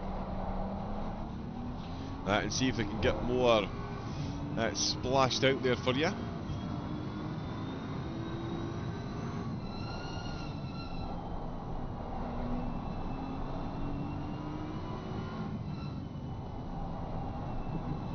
Okay, that's the qualifying replay. Never mind, I thought that was another replay there, but nope. So we're on board with Romany. It's still Naskriasvili who's leading the race. He's now gone over the 1 minute mark for his lead. Myers is still looking for an overtake. That Lambo absolutely dialed in. He's got Otto ahead of him. Otto back up to 8th position despite those penalties. Let's see just how much, see how violently you've got to throw the steering wheel back over. I have no idea how some drivers find this track so enjoyable. It is an absolute workout, full wrestling mode engaged, trying to get that car to do what you want it to do. And at the minute, Mayers is looking to get past Otto. Oh, Nagdiashvili's got a yellow flag. What's going on there?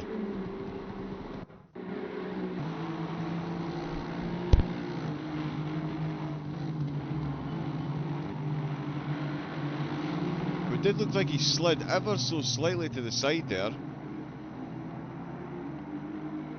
Nearest to touches with the Mercedes, but does crack on. Didn't lose too much time there, thankfully. We'll jump back onto the battle with Myers and Otto. This one for inside the top 10. And we'll get some better engine sounds as well. There we go. Oh, this one is close. Myers is very, very, very quick indeed. I know this from previous races. And yeah, absolutely going for it here. Wow.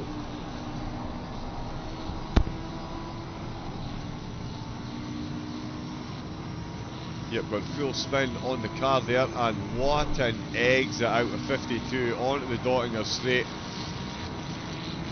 Ooh, going for the bump draft to get past the GT4 car. Wow. That is a bit brave to say the least, but the both drivers are literally nose to tail along the Dottinger. So the Lamborghini more than happy to give a helping push, it seems, to his competitors. That's let's go, Andre Schmitz. You got this. Says Infinity. Great to see everyone cheering on their respective teams. Schmitz is definitely a name that we've picked up on recently. Now that is interesting to me. Myers clearly had pace over Otto, and rather than going ahead, decided to use the slipstream advantage and get the two of them caught closer up to Senna ahead, Kuzmenko's come into the pits. So another pit stop for Kuzmenko's car. We'll see where they come back in. Swerfager and Babor are having a battle again. They've just swapped positions. Oh, and he's off. Oh, Babor is off. That's a double yellow flag. There's been two incidents in one there. Oh, the BMW poking and prodding and just making a minor bit of contact. The Ferrari managed to gather it up without too much lateral motion. Oh, and on the... Wow, on the exit to the carousel. That is a painful one. And yeah, that is the aftermath. Babor then facing the wrong way. Olsen, in fact, Swertferger has made up a couple of positions there, a couple of cars lagging by the wayside. Does have a lot of damage on that car as well. Goltsev goes past a couple of cars. This Lexus was struggling earlier, now fully repaired and running in 9th place with the way the pit stops are moving about.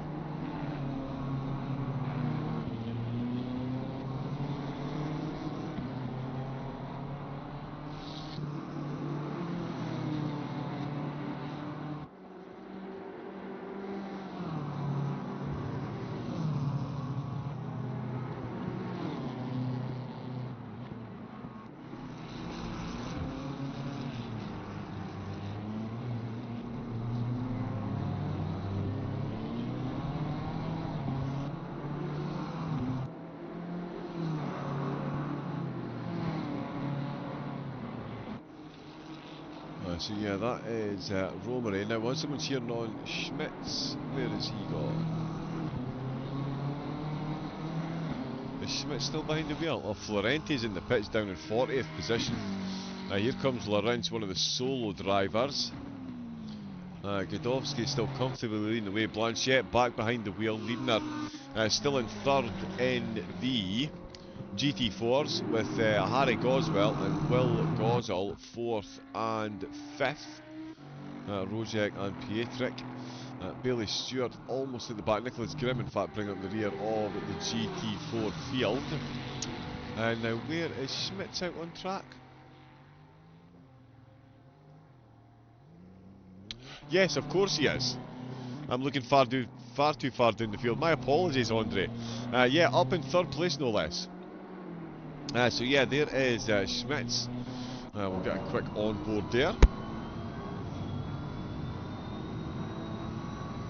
46 seconds down on Ankelius at the minute. We've got a good 19-second gap over Alibert. Dobos looking to close in there. Otto and Myers are now separated by a second after that slight touch. And in fact, that's up to 1.3. Jules Pasquet for SRT is closing in on Neuberger ahead, and in fact across the start-finish line that is going to be pretty close between the two of them.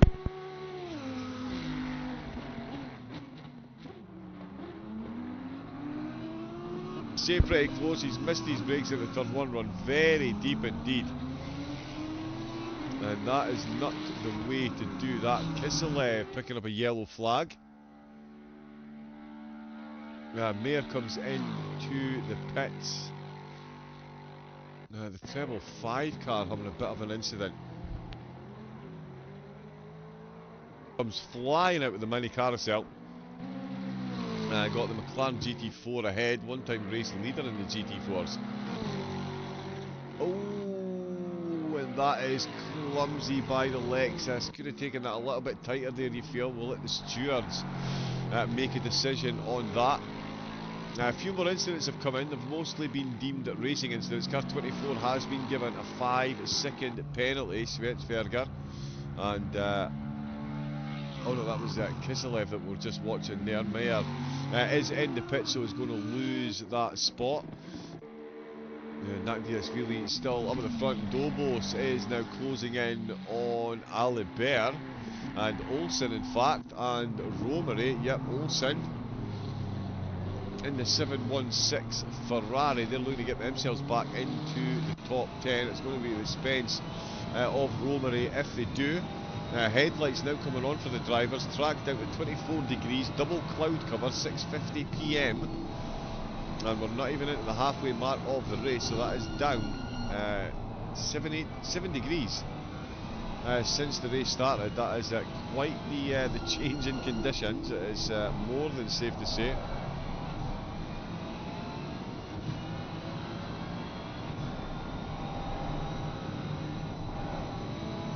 Oh, and he sent it past. He has managed to get that move done. Very nicely done. And that is Parker Olsen taking the car up to 12th position. There is Schmitz once again. There is Dobos, who we're still watching to see if he can get past Alibert.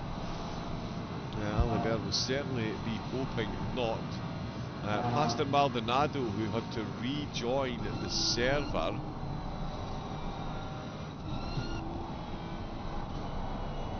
I think has been kicked again, or disconnected again.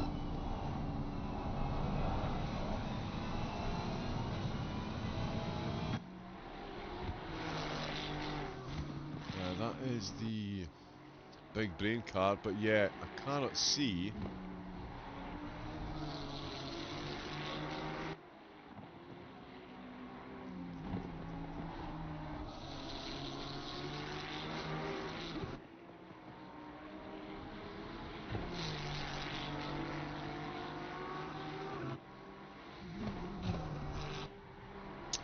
Yep, I think Maldonado's car has been disconnected. Massively disappointing for them.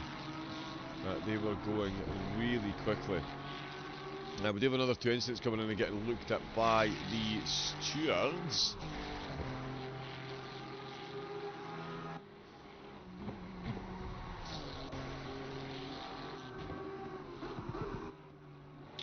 But no Maldonado in.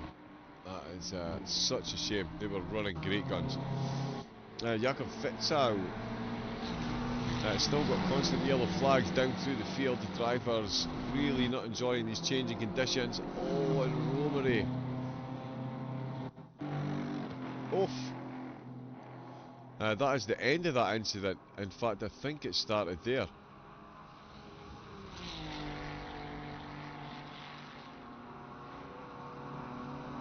Oh my goodness me. That is not the way to do it. That is going to be quite the healthy penalty from the stewards, I think. Let's see. So the Raptor racing car is behind Romery at the moment. I think this is where this all started to go wrong for the BMW. Oh, the Ferrari's put on the grass. He's carrying too much pace. He's hit the back of the BMW. He's gone back into the Ferrari. They've both gone into the wall. There's a lot to update there. And yep, the BMW ends up spinning as the Ferrari cracks off into the distance. That again, a painful one. Very much a stark reminder of what the Nordschleife can do to you with the slightest lapse in concentration. You really can't afford to be on that grass. Confirmation up here at 4th place. It is Dobos, who has got himself ahead of Alibert. So good overtake there. Senna back up to 6th position with Myers in 7th. Otto in 8th. Goltsev for the 250 Lexus. They've got themselves in 9th. And Kuzmenko then in 10th position at the minute. So it has been quite the chopping and changing of the guard up at the front. Sorry, in the top 10, the top 2 cars are still absolutely as you were. Andre Schmitz though, up 13 positions on where they started.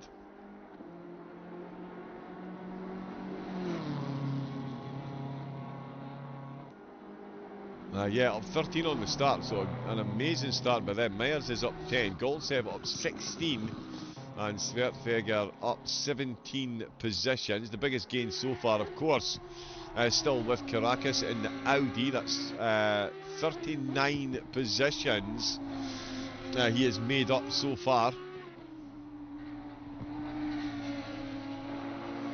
Yeah, that is quite the effort he's put in.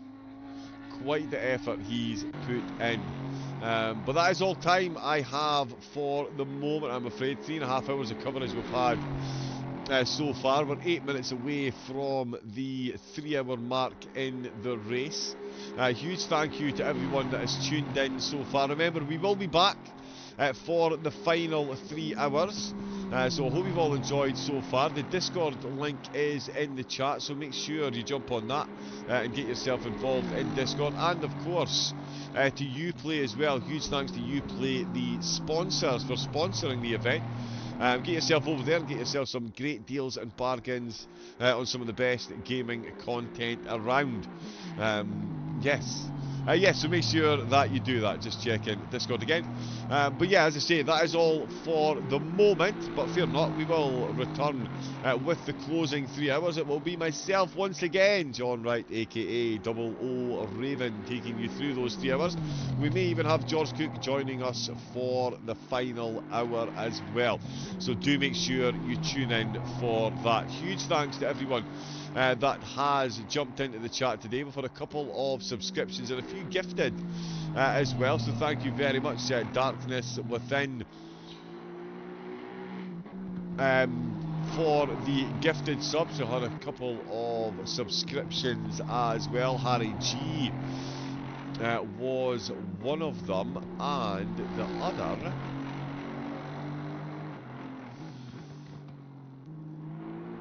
seems to have escaped me in the chat. My apologies. Let me see. It usually highlights it.